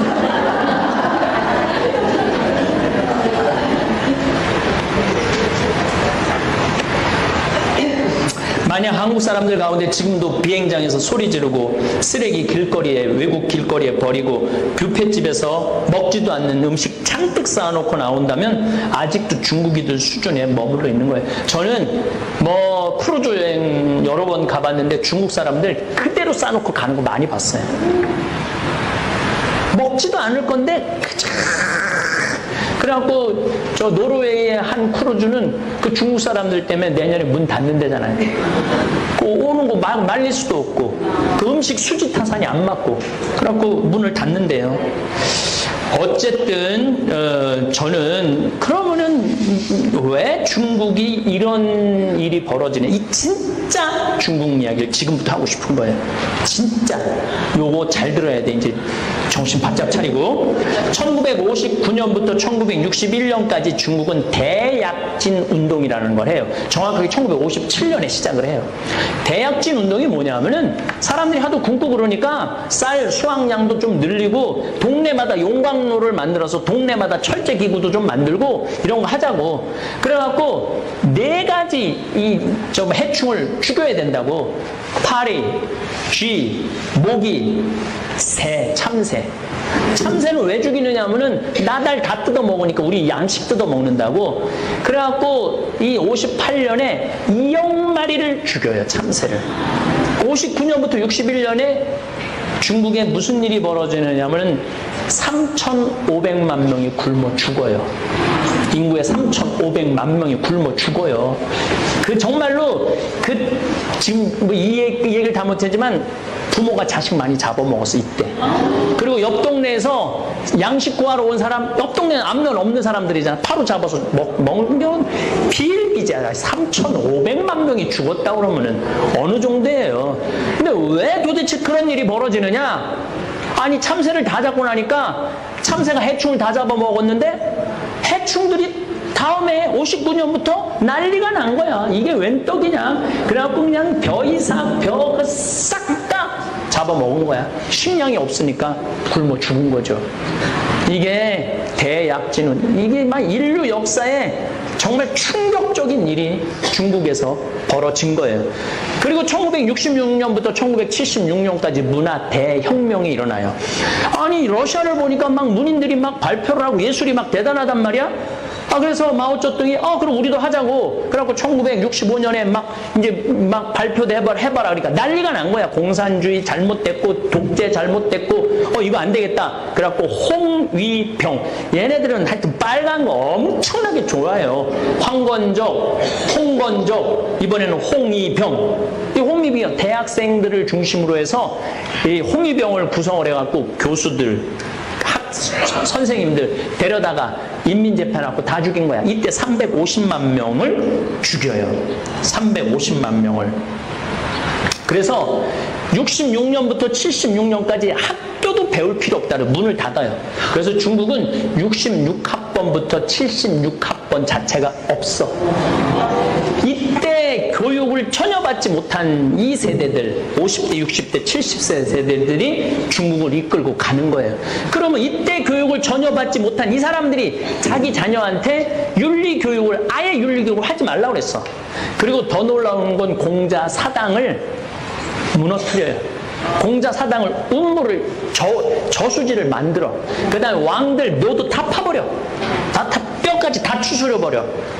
그리고 이 종교는 인민의 아편이다. 그리고 이 유교도 종교다. 그래갖고 싹 다 부셔버려. 심지어 어느 정도냐면은 요리사까지 다 죽여버려. 니네들이 미식으로 해갖고 인민들 배굶긴다고 지가 대약진 운동해갖고 인민들 3,500만 굶긴 건 생각하지 않고, 공자 책도 다 불사르고, 공자 묘를 폐허해서 연못으로 만들고, 불상은 녹여서 숟가락으로 만들었어. 숟가락으로. 교수들은 땀 흘려 노동을 하지 않고 밥 먹는 벌레 같은 놈들이다. 앞으로 교육으로는 돈 받을 수 없다. 이게 그 유명한 문화 대혁명의 1966년부터 76년. 옛것은 모조리 숙청해라. 문화, 교육, 정치, 심지어는 부모들까지 공산주의 사상에 어긋나오면 자식이 부모 인민재판에 세워갖고 죽이기까지 해요. 그러니까 중국이 지금 저렇게 비윤리적이고 아주 저급한 문화를 보이는 이유 중에 하나가 이 문화 대혁명 때문에 그래요. 근데 저거를 자기네들의 문제점을 알아야 되는데, 저 문제점을 모르는 거예요. 내가 보기엔 중국 사람들, 미국 사람들 따라가려면은 100년은 더 쫓아가야 돼요. 100년은. 우리나라 따라오려면 50년은 더 따라와야 되고. 왜냐하면 교육이라는 거는 100년이 시간이 걸리는 거거든요. 지금 윤리교육을 하려고 해도 윤리교육이 안 돼. 왜냐하면 소황제를 들어봤죠? 왜냐하면은 인간이 너무 많으니까 한 명만 낳게 한 거 아니야. 그러면은 할머니, 외할아버지, 친할머니, 친할아버지, 엄마, 아빠, 애 중에 하나밖에 없는 거야. 하나하나 30년 동안 그래 낳았으니까. 얘 위에 6명이 얘한테 벌벌벌벌 떠는 거야. 그러니까 지금 20, 30대 애들이 예의가 있을 수가 없는 거예요. 근데 지금 이 중국 애들이 한국에 와갖고 여행을 하고 나면은 자기 필요한 물건 다 사면은 중국에서 입고 온 건 다 버리고 가. 호텔에다 다 두고 가. 가방도 두고 가고 다 두고 가. 새 거 갖고 가는 거죠. 참 그런 걸 보면은 기가 막히죠. 내가 왜 중국 걱정을 하느냐. 중국 걱정을 왜 하느냐면은 이제 우리가 중국을 잘 알아야 돼. 중국 사람들 제주도에 관광 온다고 땅 다 팔았어요. 다 파는 건 아니고 여의도 2배 많은 거. 한 제주도에 150만 평 정도, 160만 평 정도의 땅을 팔았어요. 사실은 제주도에서 160만 평이면 어마어마한 땅이죠. 그렇게 팔아놨더니 거기에 걔네들이 호텔 짓죠, 식당 짓죠. 그렇게 팔아놨더니 아니 거기다 식당을 줘갖고 중국 관광객을 우리나라 식당으로 안 보내고 자기네 식당으로 다 끌고 오네. 우리는 땅 뺏기고 관광객들 아무리 바글바글해도 시끄럽기만 하고 돈은 누가 벌어가? 중국 사람들이 다 벌어가는 거예요. 그러니까 이게 우리가 중국을 이해하지 못하는 아주 극단적인 피해 중에 하나가 바로 그거예요. 그래갖고 뭐 사드 때문에 또 싹 빠져가갖고 또 내가 제주도 1년에 한두 번은 꼭 내려가는데 내려가 보면 건물 짓다 말아갖고 폐허로 되는 건물들이 아주 길에 널려 있어. 길에 널려 있어. 그러면은 중국은 이 제주도가 이렇게 망가지는 데 있어서 관심이 있느냐? 15억의 땅이 이렇게 많은데 그거 한다고 피해는 누가 봐? 우리가 봐. 그러면은 3만 달러를 사는 우리 국민들이 8,600달러밖에 안 되는 중국 사람들한테 그 땅값 3배, 4배 준다고 팔아야 돼요? 팔지 말아야 돼요? 팔지 말아야지. 그러니까 3만 달러의 자존심이 없다 이거야 내 얘기는. 지금 저기 미국 실리콘밸리 저기 산호세 쪽에 가니까 이제 시진핑이 부패 정리한다고 막 난리가 나니까 중국에서 현금을 들고 150만 달러 그 산호세 가면 골프장 안에 대저택들이 있거든요. 이걸 다 300만 달러에 다 사놨어. 그래서 산호세가 땅값이 300만 달러 다 올라갔어. 그러니까 전 세계를 그렇게 망가뜨리고 돌아다니는 게 중국이야. 그러니까 이 중국 사람들을 제대로 알고, 아니 우리나라가 그 땅 안 팔면은 굶어 죽는 나라도 아니고, 그러니까 중국에서 지금 관광객이 다시 늘어난다 그러는데 저가로 들어오는 거는 하지 말아야 돼. 왜 3만 달러 소득 국민들이 10,000달러 수준의 관광 그거를 하느냐 말이야. 우리가 수준을 높여놓고 수준 있는 사람들이 들어와갖고 수준 있는 나라로 만들어야지. 맞아요. 그렇지 않아요? 맞아요. 그러니까 이걸 누가 의식을 가져야 되느냐? 국민들이 의식을 가져야 되는 거예요. 그러려면 누구를 이해해야 되느냐면 중국을 이해를 해야 되는 거예요. 내가 이 장황하게 이거 요약하느냐고 어저께 밤부터 눈알이 막 튀어나오는 줄 알았어요. 그냥 얘기로 하면 좋은데, 얘기로 하면 끝도 없이 뭐 양귀비 얘기 나오면 이게 서양 여자냐 동양 여자냐, 또 16번째 아들의 뭐 며느리인데 며느리를 취한 거거든. 며느리를 취했다 뭐 이 얘기 저 얘기 하면은 이게 안 될 것 같다고 원고로 정해놨는데, 어쨌거나 여러분들이 이제 3만 달러를 넘어섰으면은 우리나라 국민들 수준이 높은 거예요. 근데 그 8,000달러 사람들 막 그거 돈 뜯어 먹으려고 막 우리 자존심 버리지 말자 이거야 내 얘기는. 그리고 여러분들도 중국 여행 갈 때 20만 원짜리 30만 원짜리 여행 가지 말고, 만약에 100만 원짜리 갈 여행이 못 되면 가지 않으면 되잖아. 뭘 그렇게 때를 쓰고 여기저기 그냥 찍고 여기 찍고 저기 찍고 그거는 의미가 없어요. 3만 달러 정도 되면은 한 자리에서 일주일 정도 머무르는 여행을 하셔야 돼요. 이제는 이리 뛰고 저리 뛰고 그렇게 뛰어다니지 말고. 하고 싶은 얘기는 너무너무 많지만 이 얘기를 이제 다음에 제가 여러분들한테 이야기하고 싶은 건 일본이에요. 일본 사람들은 그러면은 지금 거의 5만 달러 정도 되는데 5만 달러에 들어선 나 일본 사람들 많이 만났어요.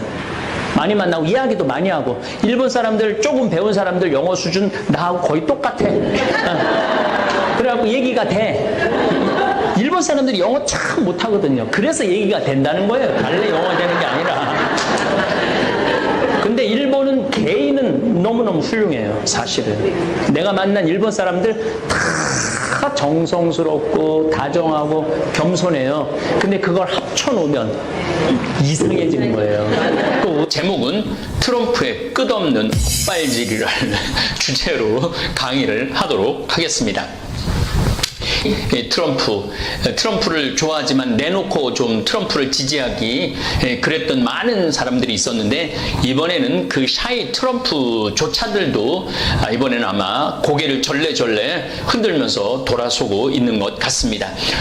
또 트럼프는 소송을 지금 건다고, 펜실바니아, 뭐 조지아 뭐 이런데, 위스콘신 이런데 이제 마지막에 아주 간만에 처음에 본인이 너무 앞질러 있다가 따라잡히니까 좀 화도 나고 아마 그런 것 같아요. 그래서 미국의 역사 대통령 선거상 참 아름다운 것은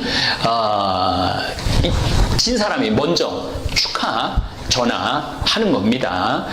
그런데 아마 이번에는 그런 일이 거의 없지 않을까 이런 생각을 합니다. 어쨌든 트럼프는 이제 자리에서 내려올 거라고 생각을 합니다.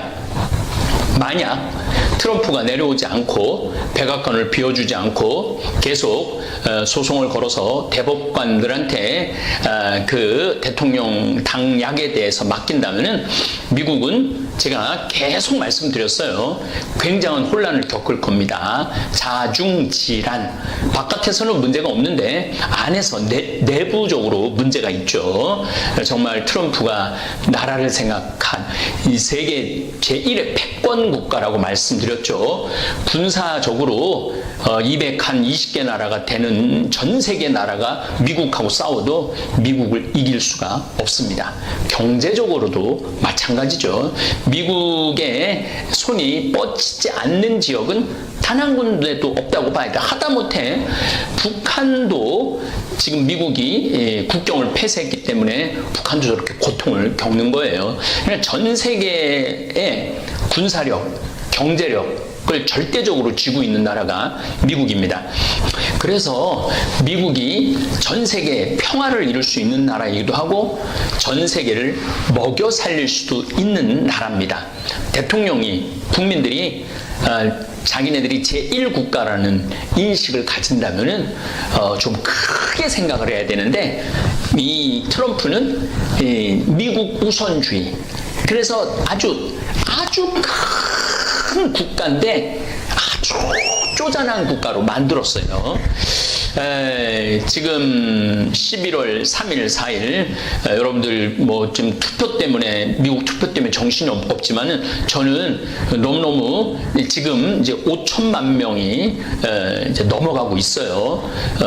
이 코로나19가 5천만 명이 넘어가고 있고 미국은 1,000만 명이 넘어가고 있어요. 5분의 1이 미국에서 발생합니다. 11월 5일 상황도 하루 확진자가 11월 4일은 12만 명인데 11월 5일 날은 10만 5천 명입니다. 우리나라는 지난 국회의원 선거 4.16 국회의원 선거할 때 얼마나 방역을 철저히 했습니까? 그래서 확진자가 그 투표 장소에서는 거의 한 명도 안 나왔죠. 그런데 지금 미국은 개념이 없는 거예요. 특별히 국가 원수, 국민들의 생명을 책임져야 되는 국가 원수가 코로나에 대한 인식이 제가 보기엔 중고등학교 수준도 못 되는 것 같아요. 세계 제1강대국가 대통령이 코로나19를 정확하게 인식하지 못하고 1,000만 명이나 되는 미국 국민을 감염으로 몰아세웠습니다. 본인 트럼프도 코로나19에 걸렸었지만 미 국민 아메리카 합중국 현재 23만 9,829명이나 사망을 했습니다. 미국이 하루에 10만 명, 물론 인구가 많긴 하지만 우리나라보다 한 6배 정도 많죠. 많긴 하지만 우리나라는 미국이 1,000만 명 걸릴 동안 우리나라는 2만 7천 명밖에 안 걸렸어요. 오늘 좀 확진자가 늘어났죠. 뭐 할로윈데이인가 뭔가 때문에 사람들이 좀 모이는 바람에 125명이 늘어났고 사망은 1명입니다. 미국은 하루에 얼마씩 죽느냐면은 1,000명씩 죽어요. 1,000명. 그래서 이런 통계가 나옵니다. 우리나라하고 미국하고 코로나19 대응을 보면은 1000분의 1, 미국이 1000에 지금 바이러스에 감염이 된다면 우린 1000분의 1, 대한민국은 1이라는 거예요. 오늘 1명 죽었고 미국은 1000명 죽었죠. 유럽하고 우리나라하고 비교를 하면은 300분의 1, 우리나라가 이렇게 방역을 잘하는 거죠. 저는 제가 언젠가 토요 특강에서 트럼프와 듣는 마음으로 이라는 주제로 강의를 했어요. 그것도 코로나19에 대한 인식이 트럼프가 들어야 되는데 이 대통령이라는 사람이 듣지를 않아요. 전문가들의 말을 듣지 않고 마치 자기가 전문가이냐 코로나19 브리핑을 한동안 본인이 나와서 했죠. 우리나라는 보건복지부 장관, 차관, 그리고 질병본부 정은경 이쯤 총장이 됐지만은 그런 전문가들이 나와서 딱딱딱 딱딱 브리핑을 했는데 이 트럼프는 이 상황을 모르고 미국 국민을 정말로 공포로 몰아넣은 거죠. 아마 사실 트럼프가 미국 세금도 낮춰주고 일자리도 많이 지켜주고 중국을 아주 보기 좋게 견제하는 것도 좋고 또 미국 사람들 내에서는 불법 이민자 차단해주고 허물도 많지만 경제 문제 잘하고 트럼프의 정책이 사나이답고 마초 같아서 또 미국의 국익을 생각해서 트럼프를 지지하는 샤이 트럼프들이 있었어요. 그럼 어떤 사람들이 트럼프를 반대하느냐? 지도자 감이 못 되는 거죠. 사실은 이 사업하는 사람이 대통령이 된다는 건요 상당히 위험한 겁니다. 우리나라도 이명박 대통령이 사업을 하다가 대통령이 됐죠. 이 정치를 사업으로 보면 절대 안 됩니다. 여긴 인권도 있고 또 역사도 있고 국제적인 어떤 관계도 있고 국제적인 책임도 있고 그래서 좀 정치를 하는 사람들은 역사도 좀 알아야 되고 철학도 알아야 되고 사실은 정말 정치를 잘 할 수 있는 사람은 나는 예수님의 복음을 충실히 아는 사람이야말로 정치를 할 자격이 있다고 생각을 합니다. 돈만 버는 사람들은요 거기에 윤리도 없고 생명 존중도 없고 어떤 질서도 없어요. 그런 것을 지금 이명박 대통령께서 11월 2일 날 동부 구치소로 지금 갔는데 사실은 이명박 대통령의 그런 행적을 보면은 정말 깜짝 놀라는 일들이 너무너무 많이 벌였어요. 그런데 그걸 부끄러워하지 않는 거죠. 본인이 그렇게 한 것은 다 잘한 거라고. 평생을 그렇게 살아왔으니까. 트럼프도 저는 마찬가지라고 생각을 해요. 평생 자기 하고 싶은 대로 살아오고 돈 버는데 그래서 이 미국이라는 이 나라를 이 거대한 나라, 이 위대한 나라를 아주 좀스러운 나라로 만든 사람이 트럼프예요.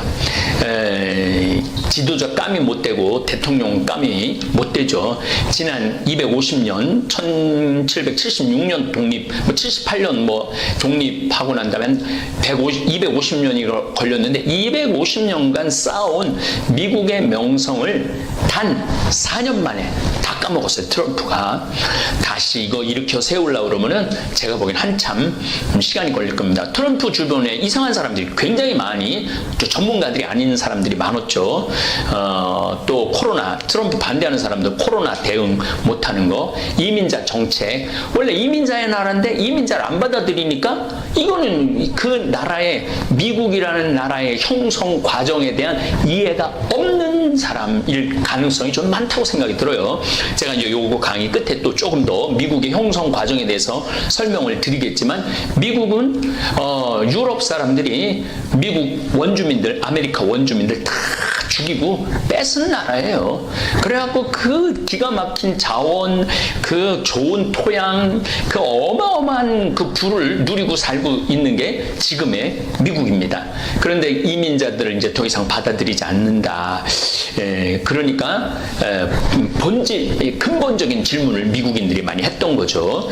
인품이 떨어지고 막말을 참 많이 했죠. 막말을 정말 미국의 대통령으로서 해서는 안 될 그야말로 동네 깡패들이 할 수 있는 말들을 서슴없이 부끄러움 없이 트럼프는 했죠. 파리 기후변화 협약, 난 이거 굉장히 중요하게 환경 공부하는 사람으로서 이걸 탈퇴를 해요. 전 지구적인 환경 문제를 외면한 사람이에요. 그러니까 이 환경은 지금 파괴된 게 아니다. 지구온난화는 있지 않다. 자기가 알고 있는 싱크탱크들이 말하는데 이건 아무 문제도 아니다. 이게 눈 가리고 손바닥으로 하늘을 가리는 그러한 모습들을 트럼프가 많이 보였죠. 중국과 경제 보복으로 전 세계 국가들이 피곤해졌어요. 아니 세상을 좀 행복하게 살고 서로 협력하고 서로 도와가면서 그렇게 해가야 되는데 아주 트럼프는 전 세계를 피곤하게 만들었어요.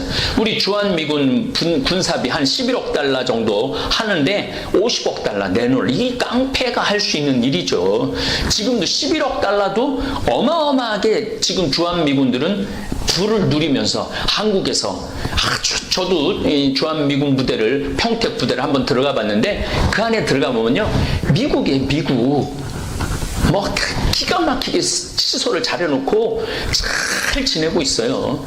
그런데 거기에 5배를 더 돈을 내라고 그러니까 만약에 50억 달러 내지 않을 거면 자기네들 미군 철수 하겠다고. 사실은 우리나라에 사실은 미군이 있는 가장 중요한 이유 중에 하나는 공산 중국 견제로 있는 거거든요. 그러니까 우리나라가 방패막이 되는 거예요. 신의 방패라고 이지스함의 역할을 우리나라가 지금 하고 있는 거예요. 그렇기 때문에 미군이 우리나라가 굉장히 필요한 나라죠. 자기네들 전 세계 패권을 유지하기 위해서 한국은 아주 중요한 나라예요. 그럼 서로 협력을 해야 되는데 철수하겠다고 협박을 하고 있으니 참 한심한 패권 국가의 대통령이 카이사르가 할 짓은 아니죠.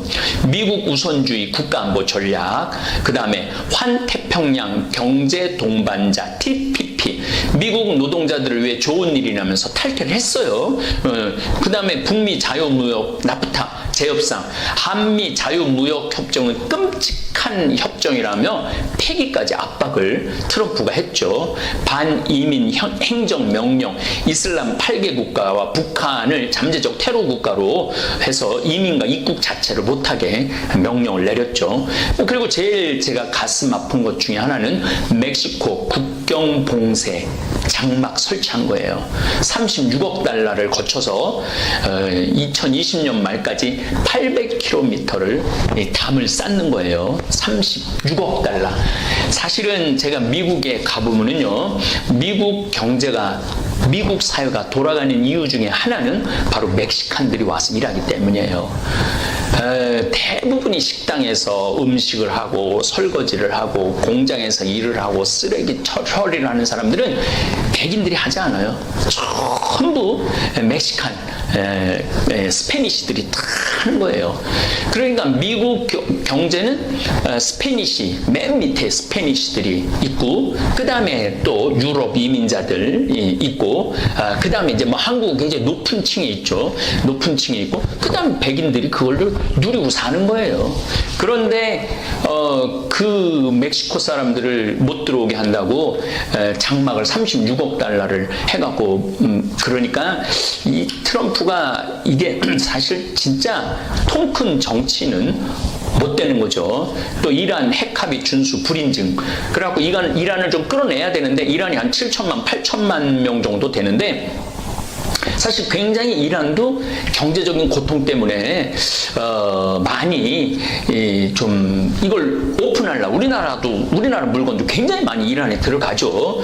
그런데 이거를 평화를 이끌고 가지 않고 대립과 반목으로 이끈 아메리카 합중국의 대통령인 거죠. 2020년 트럼프 이번에 공약을 보면은요, 보호무역주의예요. 미국의 무역을 보호하겠다는 거죠. 제 생각에는 아프리카 사람들, 또 아메리카 사람들, 또 동남아시아 사람들, 이 사람들하고 교역을 더 많이 확대를 한다면은 아프리카 사람들도 먹고 살만하고 미국도 시장이 생기는 건데, 그렇게 하고 싶지 않은 거죠. 귀찮은 거죠. 인종적 차별이 굉장히 강한 거예요. 미국 우선주의 정책, 미국 우선이다 이거예요. 그래서 Greater America, 다시 Again Great America, 위대한 미국을, 뭐가 위대한 미국을 다시 한다는 거예요? 지금 이미 위대해 있는데. 그러니까 그런 것에서 이 트럼프는 끝도 없는 헛발질을 하고 있는 거예요. 미국 적대시 정책을 하겠다 이거죠. 근데 이건 미국 국민들도 중국을 밟는 거를 좋아하는 거 있어요. 전 미국 사람들이 다 마찬가지예요. 바이든도 대통령이 되면은 아마 중국 쭉 밟을 겁니다. 제가 미국이라는 나라, 물론 위협이 될 수 있죠. 위협이 될 수는 있지만은 이거를 평화로 근데 인간이라는 게 이게 나중에 내가 창세기 강의할 때 얘기하겠지만은 인간은 이거 불완전한 존재들이에요. 그렇기 때문에 참 어처구니 없는 정책이 많이 나오죠. 코로나19 책임을 중국에게 묻겠다는 것도 공약입니다. 그리고 중국이 미국 코로나 백신 및 기술을 해킹 시도했다는 주장, 중국 통신기업 화웨이 견제하겠다는 거, 이게 공약이에요. 합법 이민도 대폭 축소하겠다는 거예요. 이민자들의 나라임에도 불구하고 지금 여러분들 사실 미국을 가보면은요, 그 몇몇 대도시들 빼고는요, 아직도 어마어마하게 넓은 땅이 그냥 있어요. 그냥 그 땅의 크기라는 건 상상도 못할 만큼 넓은 땅을 갖고 있어요. 불법 이민 차단, 국경 장벽 강화, 부유층 대기업 친화 정책, 외국인보다는 미국인, 그 다음에 영주권 비자 발행 줄이기. 그냥 미국의 문을 틀어막겠다는 거죠. 이게 성공한 사람들을 보면 크게 두 부류로 나뉘는 걸 알 수 있습니다. 하나는 자신이 성공했다고 여기저기 떠벌리고 다니는 사람들, 그리고 또 하나는 조용히 아무 말 없이 자기 삶을 사는 사람들입니다. 우리는 흔히 성공을 하면 자연스럽게 자랑하고 싶어질 거라고 생각하죠. 좋은 차를 사고 비싼 시계를 차고 SNS에 멋진 사진을 올리고 싶을 겁니다. 왜냐하면 그렇게 하면 남들이 나를 더 인정해 줄 거라고 믿으니까요. 하지만 현실은 그렇지 않습니다. 오히려 진짜 성공한 사람들은 그렇게 행동하지 않습니다. 왜냐하면 보여줄 필요가 없기 때문입니다. 돈이 많다고 높은 자리에 있다고 유명하다고 해서 굳이 그걸 드러낼 필요는 없습니다. 그걸 아는 사람들은 이미 알고 있고 모르는 사람들은 알 필요가 없죠. 그런데도 굳이나 성공했다고 떠드는 사람들이 있습니다. 그런 사람들은 왜 그럴까요? 간단합니다. 그 사람들은 사실 그렇게까지 성공한 게 아니기 때문입니다. 우리는 종종 SNS에서 성공한 사람들을 봅니다. 해외여행을 가고 고급 레스토랑에서 밥을 먹고 멋진 차를 타고 다니는 모습? 그런데 가만히 보면 그런 걸 보여주는 사람들은 언제나 뭔가를 팔고 있습니다. 강의를 팔든 자기 브랜드를 홍보하든 아니면 단순히 자기 자존감을 유지하려고 하든 간에 결국 목적이 있는 거죠. 진짜 부자들은 그렇게 하지 않습니다. 오히려 조용히 아무도 모르게 자기 일을 합니다. 왜냐하면 자랑해서 얻을 게 없기 때문입니다. 오히려 괜히 잘난 척했다가 사람들에게 이용당하거나 시기와 질투를 받거나 쓸데없는 오해를 사는 게 더 피곤합니다. 이건 단순한 돈 이야기가 아닙니다. 사회적인 성공을 이룬 사람들도 마찬가지입니다. 진짜 실력 있는 사람들은 자기 실력을 굳이 떠벌리지 않습니다. 왜냐하면 그럴 필요가 없으니까요. 자기 분야에서 최고라면 사람들이 먼저 알아서 찾아옵니다. 반대로 실력이 부족한 사람일수록 자기를 포장하려고 애씁니다. 우리가 흔히 듣는 말이 있죠. 빈수레가 요란하다. 이 말이 괜히 있는 게 아닙니다. 정말 내실이 있는 사람들은 굳이 시끄럽게 굴지 않습니다. 반대로 겉만 번지르르한 사람들은 자기가 얼마나 대단한지 떠들고 다닙니다. 이걸 좀 더 현실적인 예로 들어볼까요? 동창회에 나가면 꼭 이런 사람이 있습니다. 옛날에는 별거 아니었는데 갑자기 잘 됐다고 나타나서 자기가 얼마나 성공했는지 자랑하는 사람. 처음에는 다들 와 대단하다 하고 들어주지만 시간이 지나면 어떨까요? 대부분 속으로 이렇게 생각할 겁니다. 저 사람 뭐 저렇게까지 티를 내? 결국 그런 사람은 점점 멀어지게 됩니다. 반면에 정말 성공한 사람들은 조용합니다. 굳이 자기가 어떻게 살고 있는지 설명하지 않죠. 그런 사람들은 오히려 주변에서 먼저 알아보고 자연스럽게 존경을 받습니다. 그게 진짜 성공입니다. 그럼 우리는 어떻게 해야 할까요? 내가 뭔가를 이루었을 때 굳이 남들에게 알릴 필요가 있을까요? 물론 가까운 사람들에게 좋은 소식을 전하는 건 좋습니다. 하지만 굳이 모든 사람들에게 나 이렇게 잘 살고 있어요 하고 알릴 필요는 없습니다. 그런 행동은 결국 나에게 득이 되지 않습니다. 성공이라는 건 원래 조용한 겁니다. 내가 잘 되고 있으면 주변 사람들이 자연스럽게 알게 됩니다. 굳이 내가 말하지 않아도 내 행동과 태도에서 묻어나오게 되어 있습니다. 그러니 굳이 보여주려고 애쓰지 마세요. 오히려 그게 더 진짜 성공한 사람의 태도입니다. 사람은 사회적 동물이라고 하잖아요. 혼자 살아갈 수 없고 결국 사람과의 관계 속에서 기쁨도 얻고 때로는 상처도 받습니다. 그런데 한 가지 생각해 볼 게 있어요. 우리가 정말 인간관계가 필요해서 맺고 있는 걸까요? 아니면 그냥 그래야 한다고 배워서 어쩔 수 없이 유지하고 있는 걸까요? 어릴 땐 친구 많으면 좋다고 하죠. 사회생활에서도 인맥이 중요하다는 말을 많이 합니다.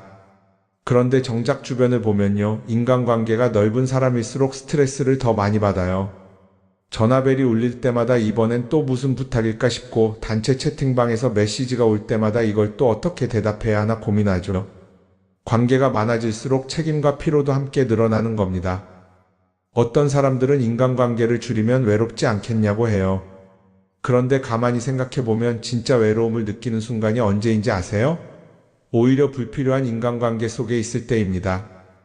같이 밥을 먹고 얘기를 나누는데도 뭔가 허전하고 대화가 컥 돌고 속마음을 나누지도 못할 때, 그럴 때 우리가 더 외롭다고 느끼죠. 그렇다고 당장 인간관계를 다 끊어버릴 순 없겠죠. 하지만 적어도 내가 정말 소중하게 여겨야 할 관계와 그냥 관성적으로 유지하는 관계는 구분할 필요가 있습니다.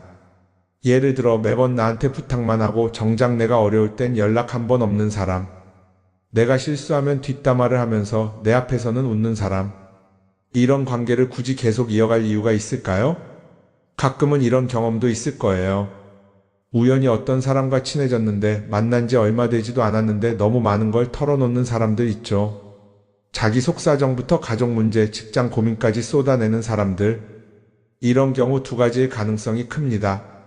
하나는 그냥 감정적으로 의존할 사람이 필요해서일 수도 있고, 또 하나는 내가 믿을 만한 사람인지 떠보는 걸 수도 있어요.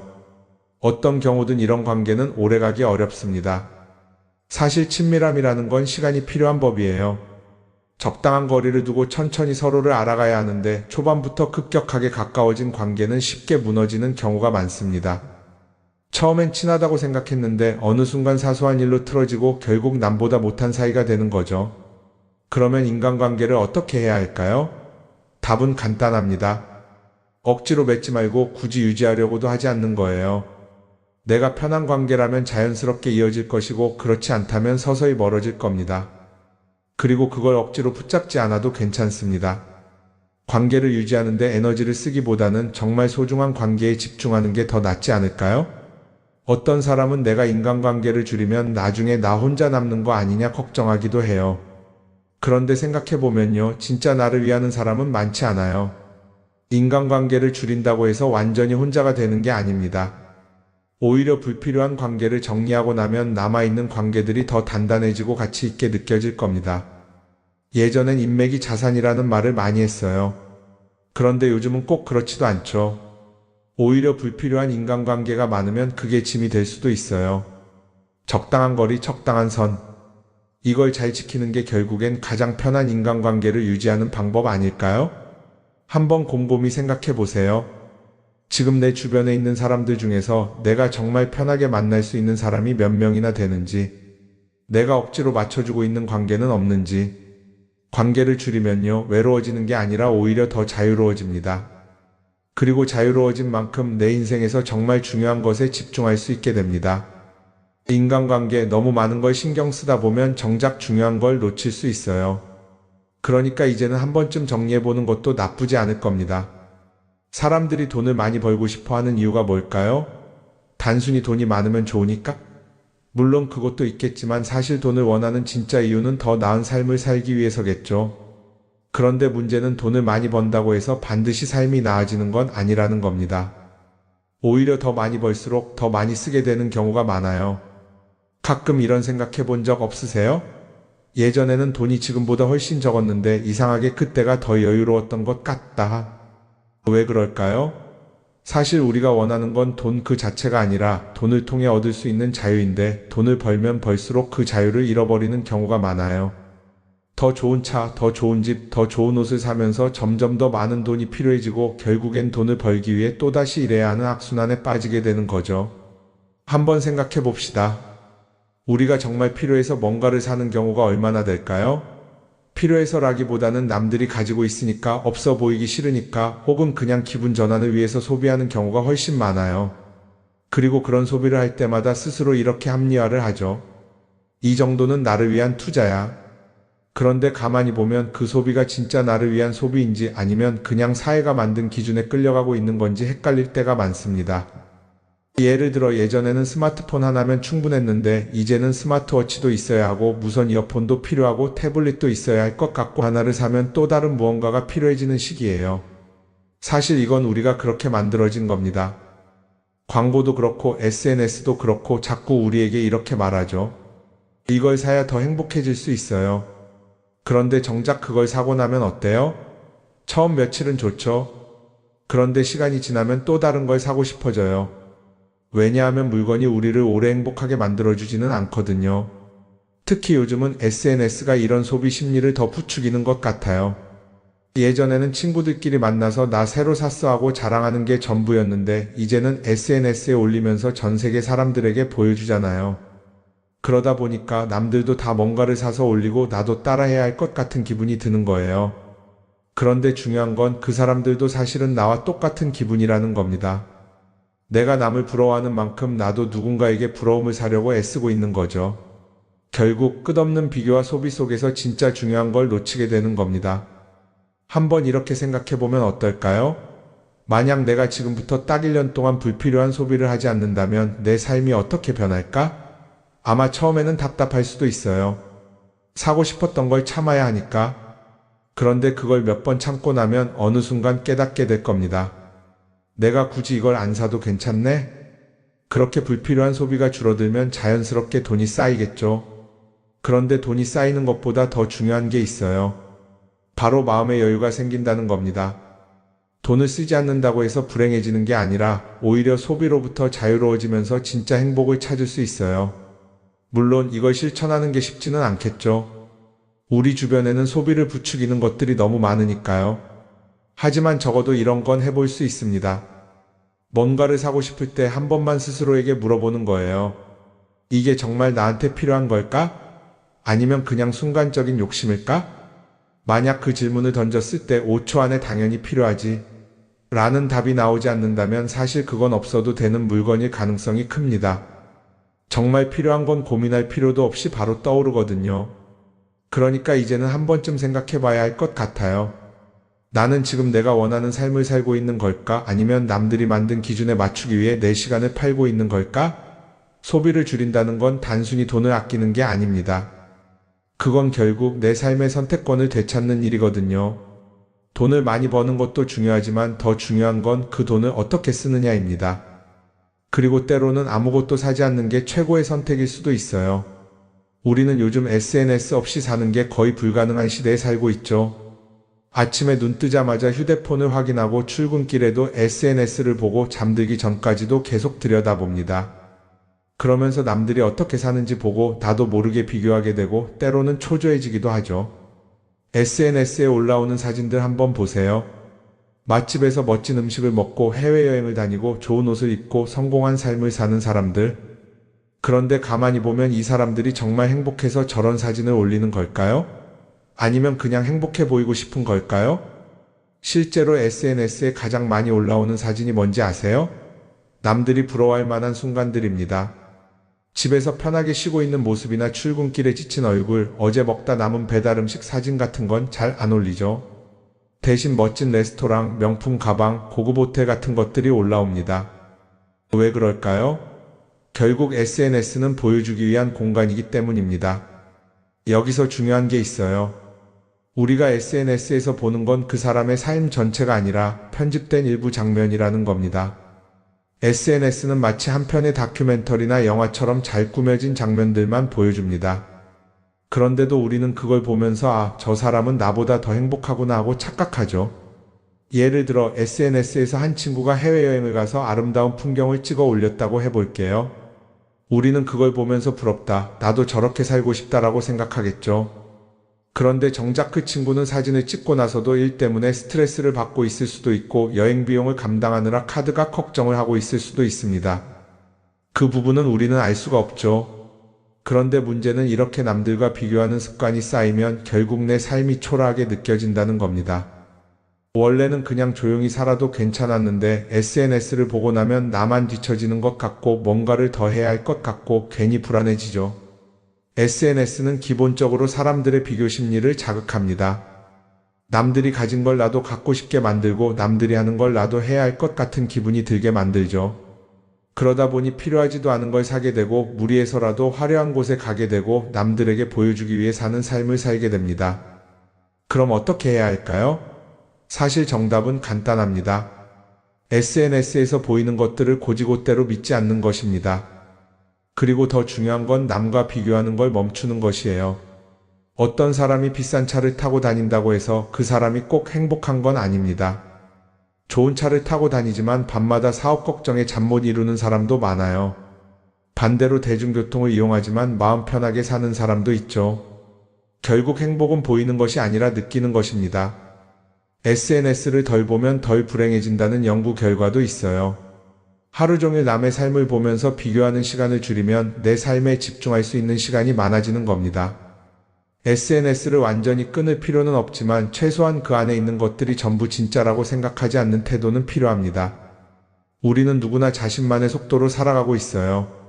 남들은 남들대로 사는 거고 나는 나대로 살면 됩니다. SNS에서 남들의 화려한 모습을 볼 때마다 한 번쯤 이렇게 생각해 보세요. 이건 그 사람이 보여주고 싶은 삶일 뿐이다. 그러면 조금은 편해질 겁니다. 사람들은 다들 자기 인생을 살아간다고 생각하죠. 그런데 가만 보면 정말 자기 인생을 사는 사람이 얼마나 될까요? 많은 사람들이 사실은 남이 만들어 놓은 기준에 맞춰서 살고 있어요. 좋은 대학, 좋은 직장, 좋은 차, 좋은 집. 다들 이런 걸 목표로 삼지만 정작 내가 원하는 삶이 뭔지 깊이 생각해 본 적이 없는 경우가 많아요. 이건 어릴 때부터 교육받아온 방식과도 관련이 있어요. 우리는 어릴 때부터 이렇게 살아야 한다는 틀 안에서 자라죠. 공부 열심히 해서 좋은 성적을 받아야 하고 좋은 직장을 가져야 하고 결혼도 적당한 때에 해야 하고 마치 인생이 정해진 수순이라도 있는 것처럼요. 그러다 보니 나 스스로 정말 원하는 걸 고민하기보다는 그냥 남들이 정해놓은 목표를 따라가게 돼요. 그런데 이렇게 남의 기준에 맞춰서 살다 보면 어느 순간 공허함을 느끼게 됩니다. 이게 정말 내가 원했던 삶인가? 하는 의문이 들 때가 오죠.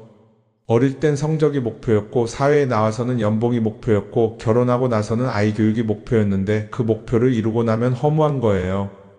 계속 뭔가를 이루긴 했는데 정작 나는 어디에 있는지 모르겠는 거죠. 진짜 중요한 건 내가 원하는 게 뭔지를 아는 것이에요. 그런데 이게 쉽지 않죠.